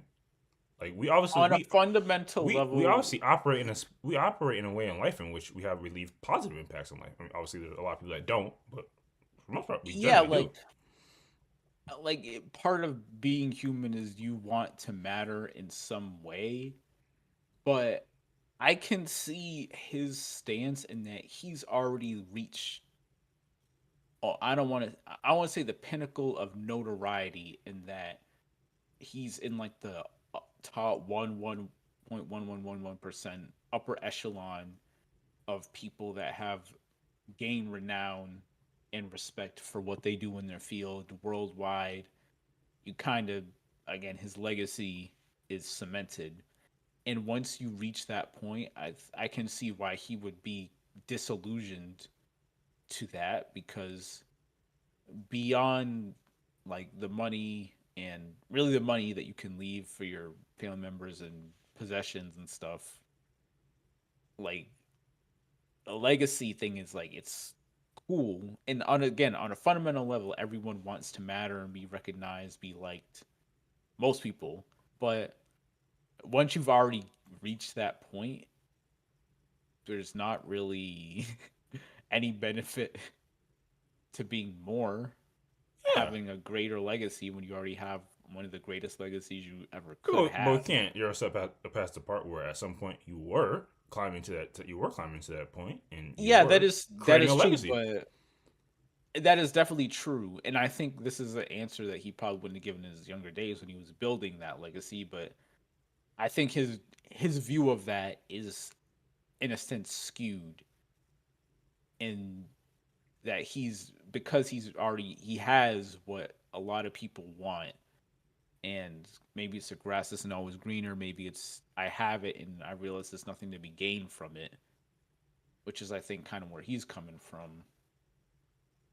But I wouldn't say that he's full on wrong with his take. I think there's some truth to it, but at the same time, it's kind of it is one of those philosophical things that you can break down 7 ways to Sunday, and a million different people can have a million different interpretations. But I think fundamentally, like we're saying, like you can't ignore that we all, or not all, but we and he actively at one point tried to pursue tries to pursue a legacy or a career that or an impact in life, if not just for themselves, but for their family or for for the community or whatever the case may be. And if we want to, and if the moral story is truly like once you achieve it, it doesn't matter. Maybe, but I mean, once we create, that's the thing about legacies. Like once you create that legacy, once you build it up, I mean, isn't it like out of your hands? Like, like the millions of hundreds of thousands, if not millions of people that saw Mike Tyson on his and know his legacy and were inspired by it one way or the other. I mean, we wouldn't say that. We can't say that's nothing. We can't say it doesn't matter, but it is something. I think you gave too many concessions, Ghost. I feel like he does believe that, or he does feel that his legacy does not matter. And I think when he says that, it's like his accomplishments, not necessarily, I don't think he's going as far as making a positive impact on people's life, but just as, okay, Mike Tyson was this great guy who, he was a great boxer, like one of the greatest boxers of all time. Right. That in and of itself being his legacy, like that's something that he does not care about because it's not helping anybody for him to be remembered as the greatest boxer. Like inherently, that's not helping. You saying that's what he might believe, or are you saying that's true? I think that's what he believes. Gotcha. I think that's the way he thinks. I think that makes a lot of sense. So I don't mean to cut you off, but just real quick, could you say that about like literally anything else? Like, how would him being known as like a world famous basketball player, world famous painter, for example? It would apply to everything else. He's applying it. He's saying nobody else, no matter what, should care about legacy. Like he's applying that to everybody. He's saying that's not something that he cares about, and nobody else should care about it. Just the inherent, I was great at X thing, and everybody's gonna remember me for that. That like type of legacy thing is what he's saying. Isn't saying that acknowledging or trying to frame it as all that you accomplished means it was worth nothing? Not necessarily. I don't think so, because this is also going off of what he said after the Jake Paul fight, where it was like he wasn't doing what the fight, or he said he wasn't doing the fight for everybody else to big him up or anything like that. It was something he did for himself. And so he could technically not forget that. Yes, but he could technically apply that to his whole entire life. Like you could say, y'all said first kids. What you could say, okay, you had this whole boxing career. Weren't you doing that to become the greatest boxer? The rebuttal could be, no, I was doing that to, I mean, as far as like have the title of greatest boxer, the rebuttal could be, no, I did that to like just experience, have the experience and become, to like for the joy of the sport, as opposed to trying to make a name for myself. Like I was doing it because that's what I like to do. Yeah, but if people are just interested in the love of sport, you just train at your local gym and you just do that every week. If you want to fight the greatest, like if you're a boxer and you're the best, you want to fight the best. Fair enough, but I mean, I don't think you can have that without acknowledging that those feats come with the building of something that's greater than just the actual fight. Like the actual fights themselves, as we know, they only last 8 rounds, 10 rounds of 2 or 3 minutes. Like in the grand scheme of things, it's a small portion of somebody's actual life. But everything that's around it, like your interviews, the way you train, the people you're training with, the people that you like talk to when you do these interviews, like the reason why he's even in front of this young lady is because he's built something. She wouldn't be interviewing him if he wasn't some random stoner. The things that he's built is cemented. It's there. Yeah, I mean, I agree. I think he would. To me, it's not that he's saying the legacy doesn't exist per se. It's just that he doesn't care about it and doesn't think anybody should be so vain as to like strive for making a name for themselves just for the sake of doing that. that I think we can all come to terms with. Although you do have that final point of like, you could make the case that because, and it doesn't seem like he was on the type of energy when he was on his way up. He seemed like he was very much, I want to be the killer. I want to be the guy. I want to win. I want to fight. I want to keep going. So I wonder if you can make the case that you can have this type of mentality on your way up, and these things can coexist. Because it seems like having a drive and having a drive, having a purpose, and wanting to showcase that does help get you to where you want to be, to where you can potentially not care about it. Yeah, true. But in general, salute to Mike. I don't think anyone can really fix their mouth to say the outcome of that fight in any way tarnished or detracted from the legacy. I mean, that was just a matter of age, to be honest. But that's neither here nor there. I salute to the young sister, Jazzy World TV as well. I wonder what their parents said to that. Imagine you have a young kid, some OG that is well respected in your community, gives them this type of. What do you say to your kid? You'd be like the other, right? Yeah, that's what you gotta figure something out. I don't know off the top of my head. I could spin some BS probably, but at the end of the day, like when she's his age, she might feel the same exact way. Fair enough. If there's nothing else, we can move on to the next topic. I believe the last.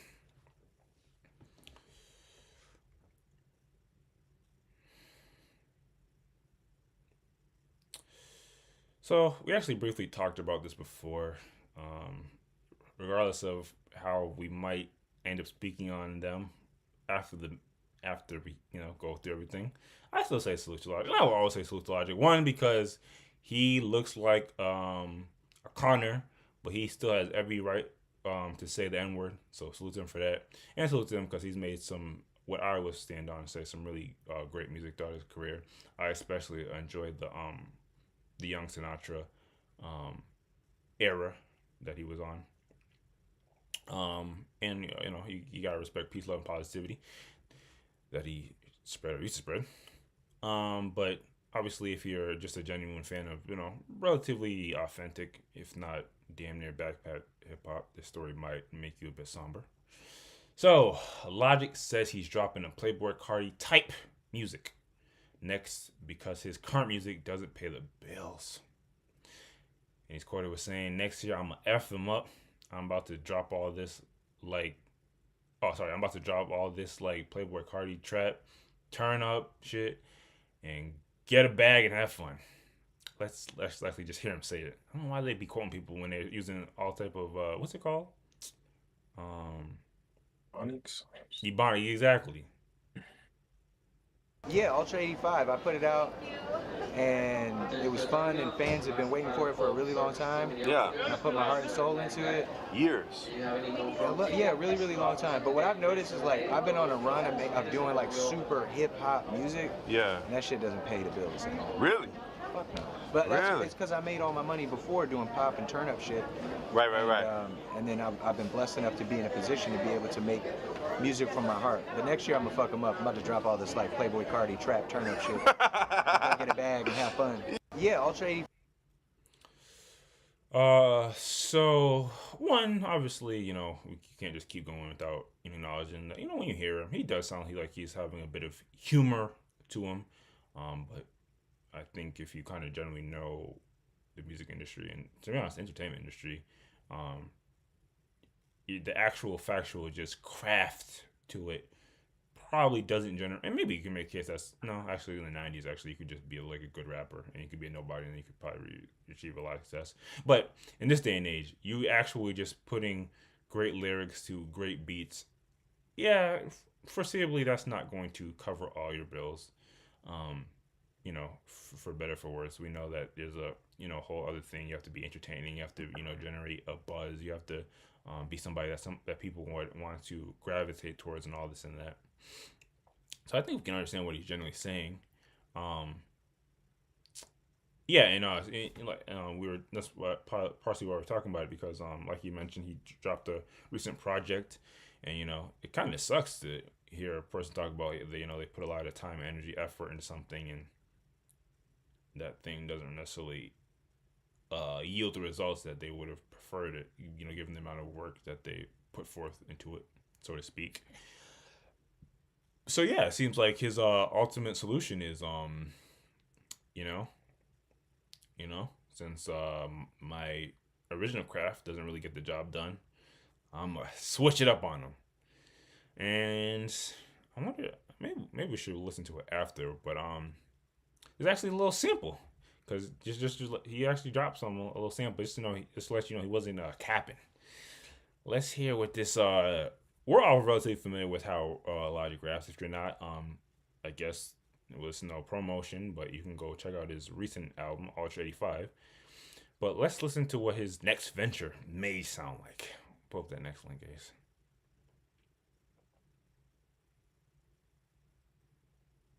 It says Logic previews first Playboi Carti-esque snippet. Eyes closed. It's a fee. If you want it, can't get it for free. Oh yeah, such a mystery. All that shit you talking mixing me. Yeah, it's a fee. It's a fee. It's a fee. Opium. Eyes closed. So yeah, for the audio only listeners, to be honest, I'm pretty sure we can come in here and confidently say if we didn't know who was actually performing that and we were just eyes closed listening to something, I don't know if anyone would be able to really tell that was Logic from the slice of the week new age artists. It does sound a little bit clearer than some of these artists. If he really wants to get into the bag, he gotta mumble it up a little. You gotta. I'm not advertising anybody drink liquor before they make music, but you gotta slur a little. You gotta speak in hieroglyphics. Yeah, exactly. Artese, that's what they call Playboi Carti. Yeah, but I guess if you want to give salute to him, he's still kind of in his unique way because again, for our audio only listeners, he literally did it while solving a Rubik's cubes. And if you didn't know, Logic is actually really, really good at Rubik's cubes. And I think puzzles like that in general, and he's at the point where he can solve those with his eyes closed. And maybe one day we'll have a topic about what's the science behind being able to solve Rubik's cubes with your eyes closed. Because I don't know, as someone I don't think who's ever solved one fully, just looking at the thing, how do you do it with your eyes closed? I know how it would be done, but yeah, it's not easy. Fair enough, but like I said, we'll say. And he does it in that clip was like 20 seconds or less, so that's also the other amazing part. But anyway, it's not about Rubik's cubes tonight. All this kind of brings me to the the question and conversation that I'm kind of interested to have with y'all about in general. What's your thoughts on if your favorite because there are a lot of fans out there, if your favorite artist decided to make a different type of art, media, music, whatever you want to say, with the specific intended goal to generate money. Like it was definitely a departure from what they originally were known for. They are putting that aside to specifically put out a project or art that is with the sole or majority intent to make money.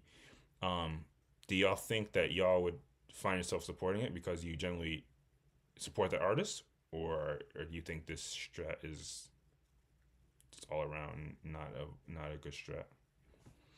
We'll start with you, Ace, I believe.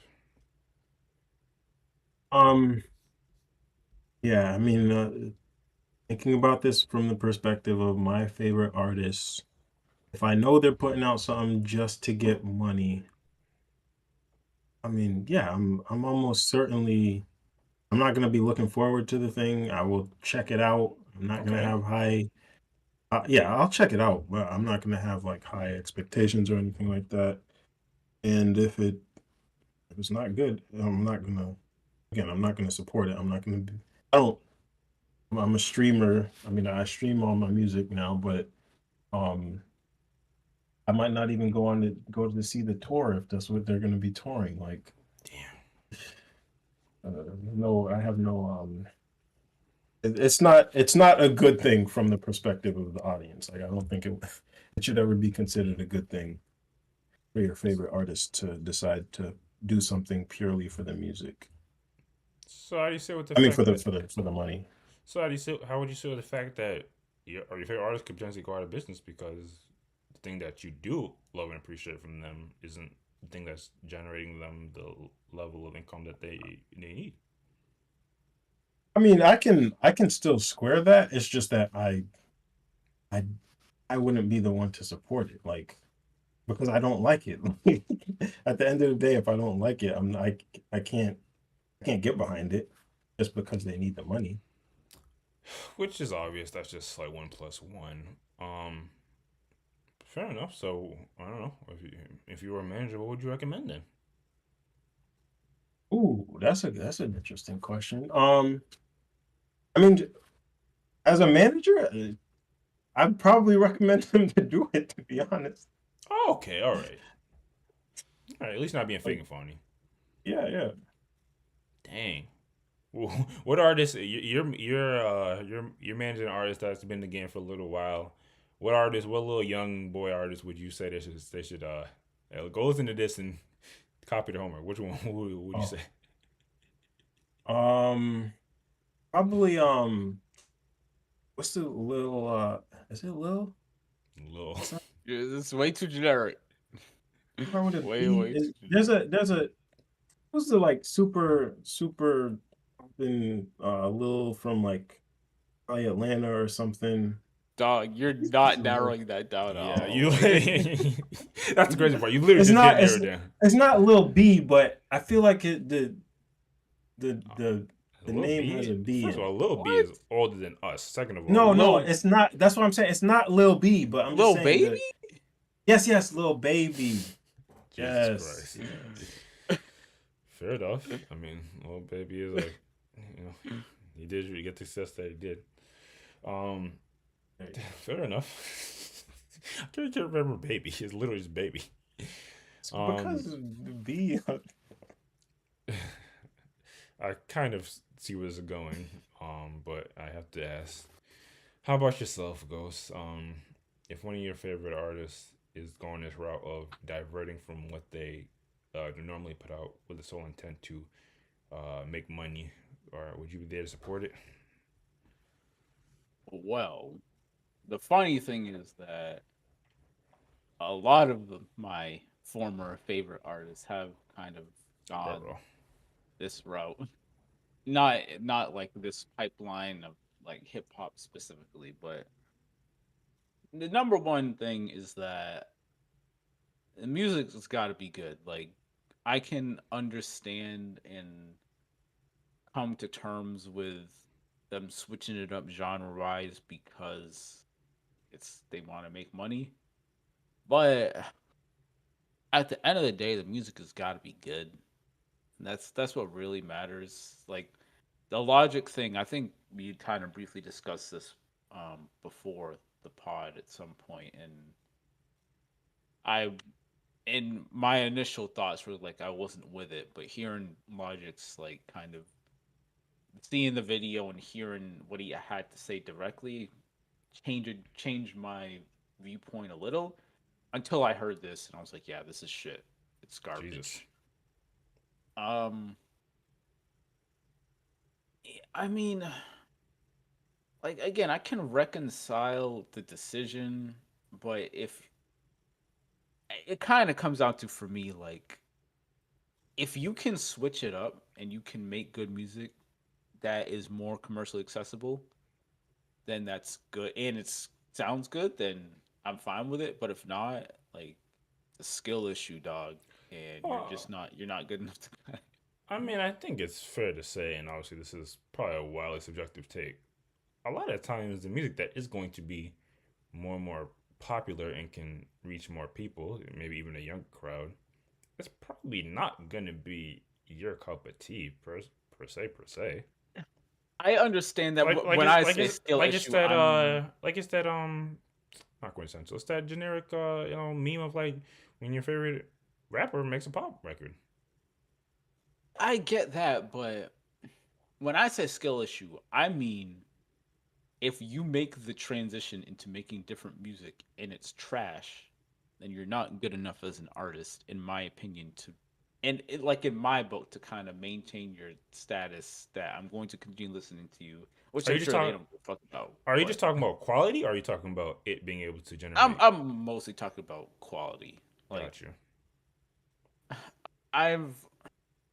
there's so many instances, and y'all know how I view music, listen to music, and for those that aren't uh, initiated, like generally, like a lot of the music I've listened to in the past and listen to now, it's like I really like music without vocals, and so many of the artists that I used to listen to,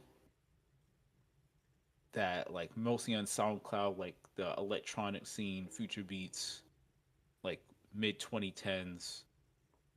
That was some of my favorite music, and almost all of them have transitioned into making like kind of more pop oriented or lo-fi oriented, Oh, so you can or fully relate. singing on the records. You said I could what? You can fully relate.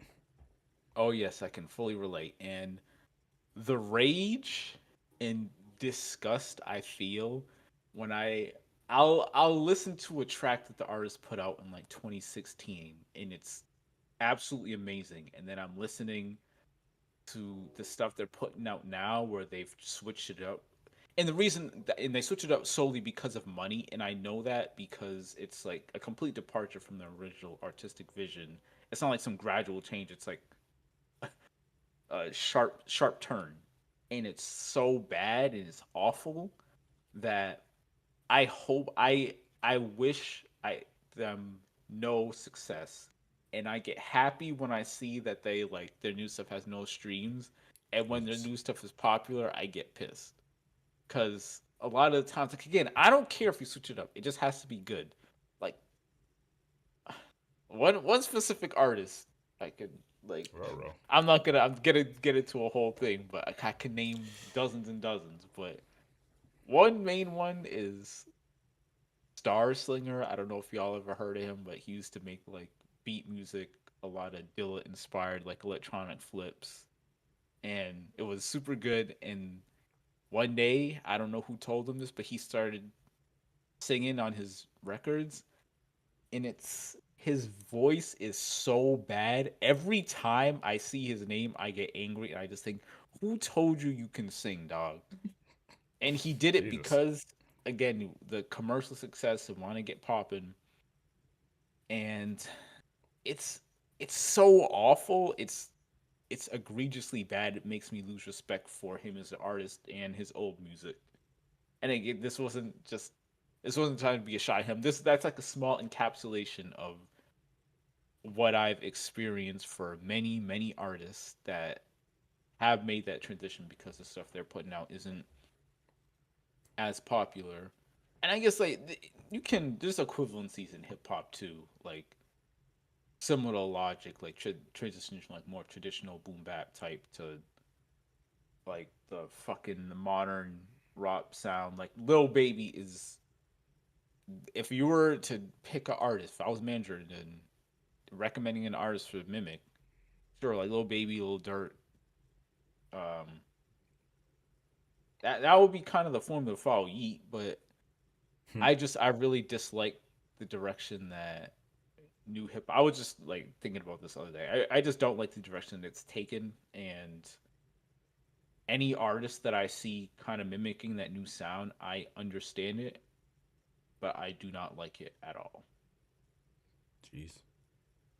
Well, I mean, your answer is none too a surprise to me. I do like the way you broke it down. You always gotta speak as if you're talking to new audiences, so I like that.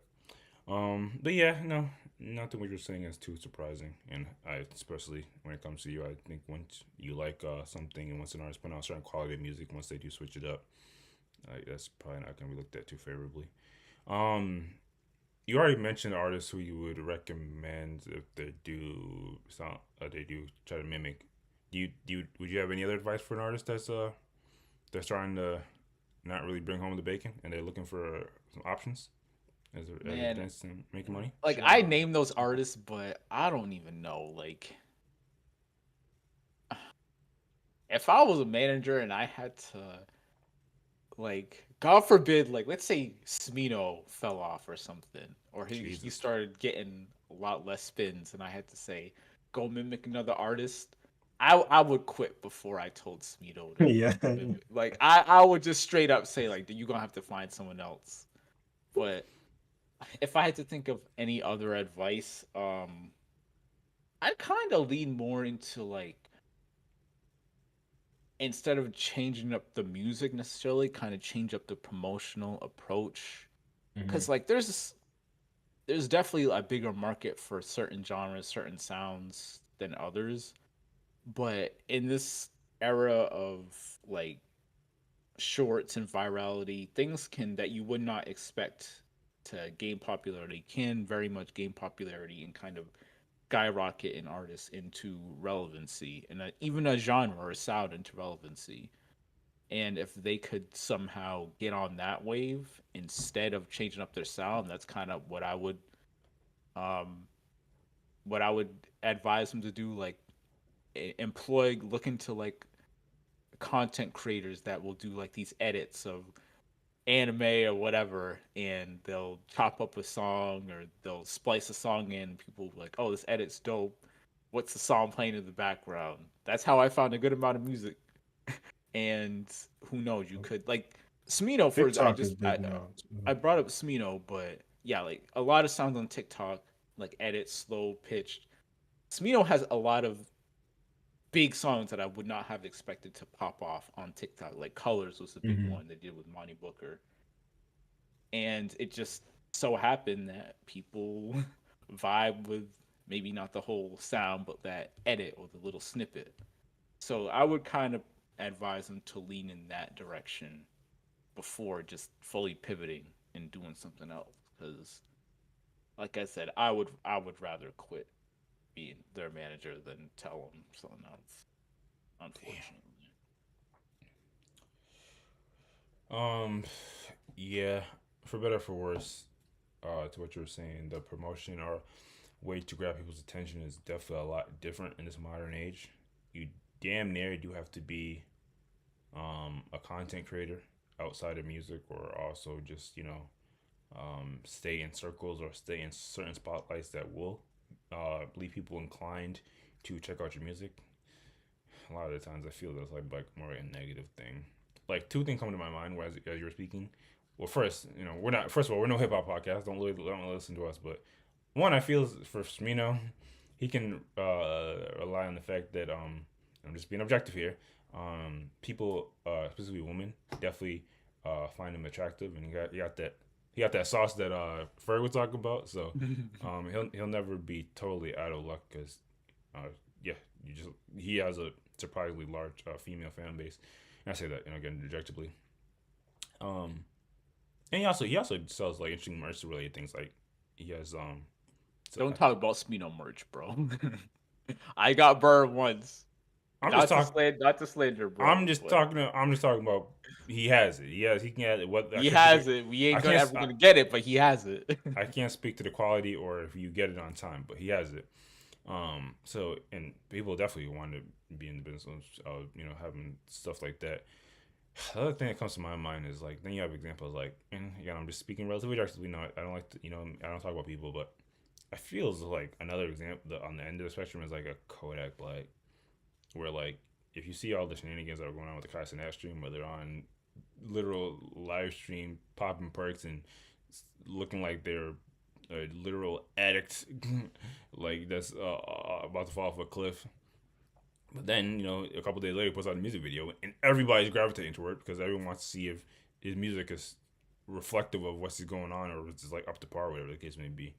So it's definitely, I just say that to say like the way that people are promoting music or just generating interest in your music, it's definitely can't just be the straight up music per se. But interestingly enough, this is more applicable to somebody that's of the complexion of Logic. So this is for Logic specifically, but if again for someone that had the complexion of Logic, you know what I would recommend? F the Playboi Carti stuff. You know what's popping? You need to go the what's the brother's name? What's his name? I think it was the song more quicker than the White Allen Iverson.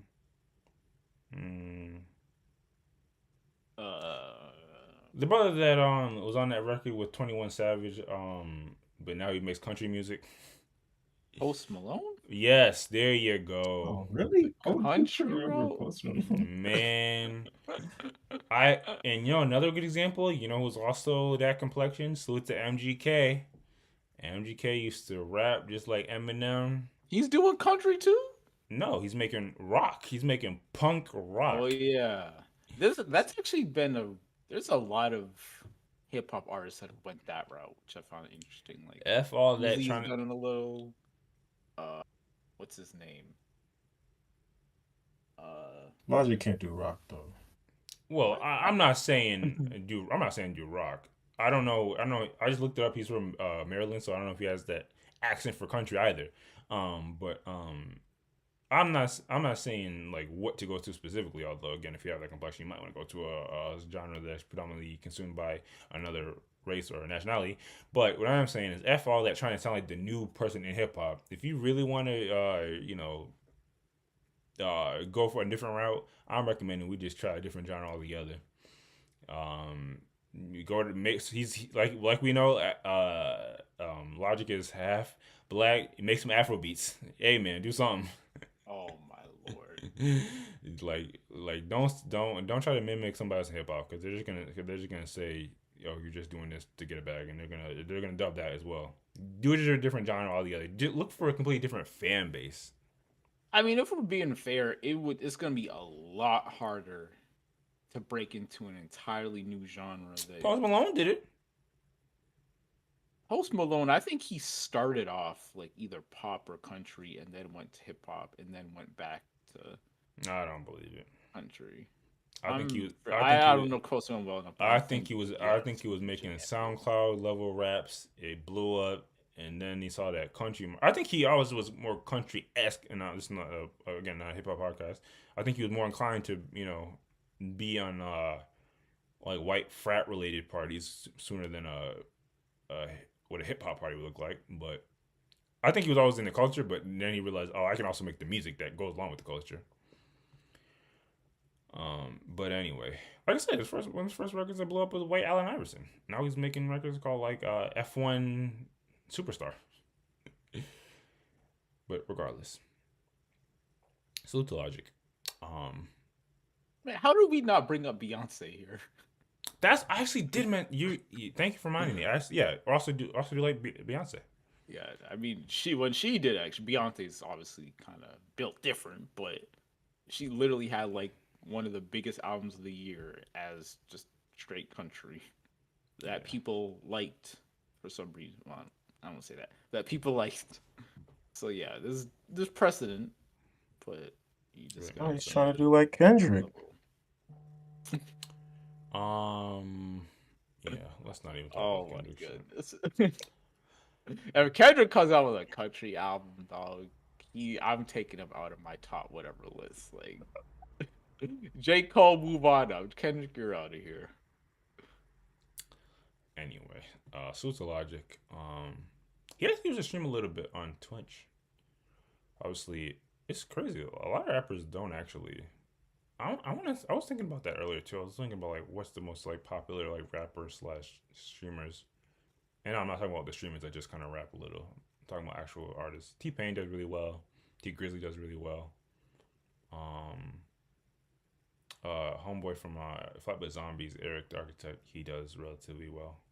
There are a couple. I don't know you'd be streaming. There are a couple that they could probably make a career off of streaming. But anyway, salute to Logic. Salute to all artists that are just trying to figure out how to make their passions sustain their their living expenses. We're talking about finances all throughout the podcast, so we gotta rope that back in. But if there's nothing else, we can move on to the next. And I believe that's it, actually. So, before we fully wrap things up, I don't think there's any. I mean, there's always There probably is stuff that's happened since we last did the podcast, but I can't think of anything that's immediately just worth getting off our chest here. Is there anything I might be forgetting? Anything big that happened that might be worth mentioning? Or any walkbacks we got to do? I don't think so. Fair enough. If I am forgetting anything, leave in the comments. But with that, I suppose before we completely wrap things up, as always, what, if anything, are we looking forward to coming up, near future, long term? You know what they say about having something to look forward to. For myself, and I kind of wanted to mention this at the beginning of the podcast, but I just mentioned it now. If you may or may not know, and I probably even like to have up, would have liked to have up like a script. Maybe I'll work on that. But just a layout plan for the next upcoming podcast. You know, at the end of the year, we do some more annual things aside, apart from just, you know, come out here and talking about topics. The relatively generic base rundown is we have a podcast in which we do the Spotify wrap-ups of the team, of the crew, of the hosts. So we give you an in-depth insider of the analytics. You know, we always talk about music on here, even with our last topic. So it'd be interesting to know what type of music we've been consuming all throughout the year. And Spotify, you know, gives all the information in a neat package. So, you know, it's worth dispensing that. We also take on the laborious task of consuming damn near every hip hop, and a lot of times outside of hip hop, album that comes out with the respective year. We've been doing this for years. I don't care what anybody says. You know, at the end of the year, you'll see these lists come out from Rolling Stones and Double XL and Complex and Fantana and all this and that. But even though we give out, well, you have to understand our metrics in our scoring system to kind of understand, and it is questionable. I still am confident to say, if you really want to get a good gauge on what was hot and what was good this year, come to us for our hip hop albums review at the end of the year, the Be Warned, Be Filled review. And we make it our mission to listen to as many albums that we can throughout the year. So it's relatively fresh. It's relatively authentic. We're not coming in here and giving you any BS. And then last but not least, we do our end of the year review. You know, obviously, you know, we just mentioned music, but you know, there's more than life than music. There's all types of content that's come out throughout the year, movies, games. There's all sorts of content that we consumed, you know, experiences, highlights, lowlights. Actually, that's even further in the year. But anyway, so we like to come on here and also talk about, give a review for all of the categories that you could think of. So yeah, that's what I'm looking forward to, getting those podcasts out and hearing what y'all favorite albums are, favorite contents are. I always pick up something new when seeing you guys' lists. But yeah, that's what I'm looking forward to. All that to say that. Yeah, I'm definitely looking forward to that as well. I'm actually looking forward to the Spotify Wrapped as always. I haven't dropped it yet. What'd you say? Surprised I haven't dropped it yet. Yeah, I think last year they dropped it like the 30th or something similar. So it is weird Monday. we haven't got it, but well, I'm sure it'll be coming soon, and I'm sure we'll see if where you guys lie in context to last year. But with that being said, let me go back to here. I gotta do mine. I got a concert. One more concert for the year. Nice. Ride. Anybody good? Yeah, band called Ride. Very prolific 90s shoegaze band. And they also have a great opener, Rocket. Newer band. I think their first album came out this year or last year. I think it was last year, actually. That will be this week. Oh, that reminds me. I think there's actually a show that I want to go to coming up. It's next year, though, in January. Mm-hmm. think I'm actually going to recommend we do an outing, but I'll talk about that later. Fair enough. Well, as always, salute to you guys for coming on here and doing this podcasting. Appreciate y'all, and we greatly appreciate all the listeners, supporters, people that provide input, commenters, likers, subscribers. Yeah, we definitely. I was gonna make a legacy joke. It's definitely motivation. And we hope that by listening to us come in here and do this podcasting, that you might have gained a perspective, or you might have learned something new, like the fact that nothing matters and we're all dead. Or we just hope that you found us entertaining. But if none of that happens for you, all we have to say to you is be warm and be filled. Thank you. All right. Stopping the recording. And I think we're done here.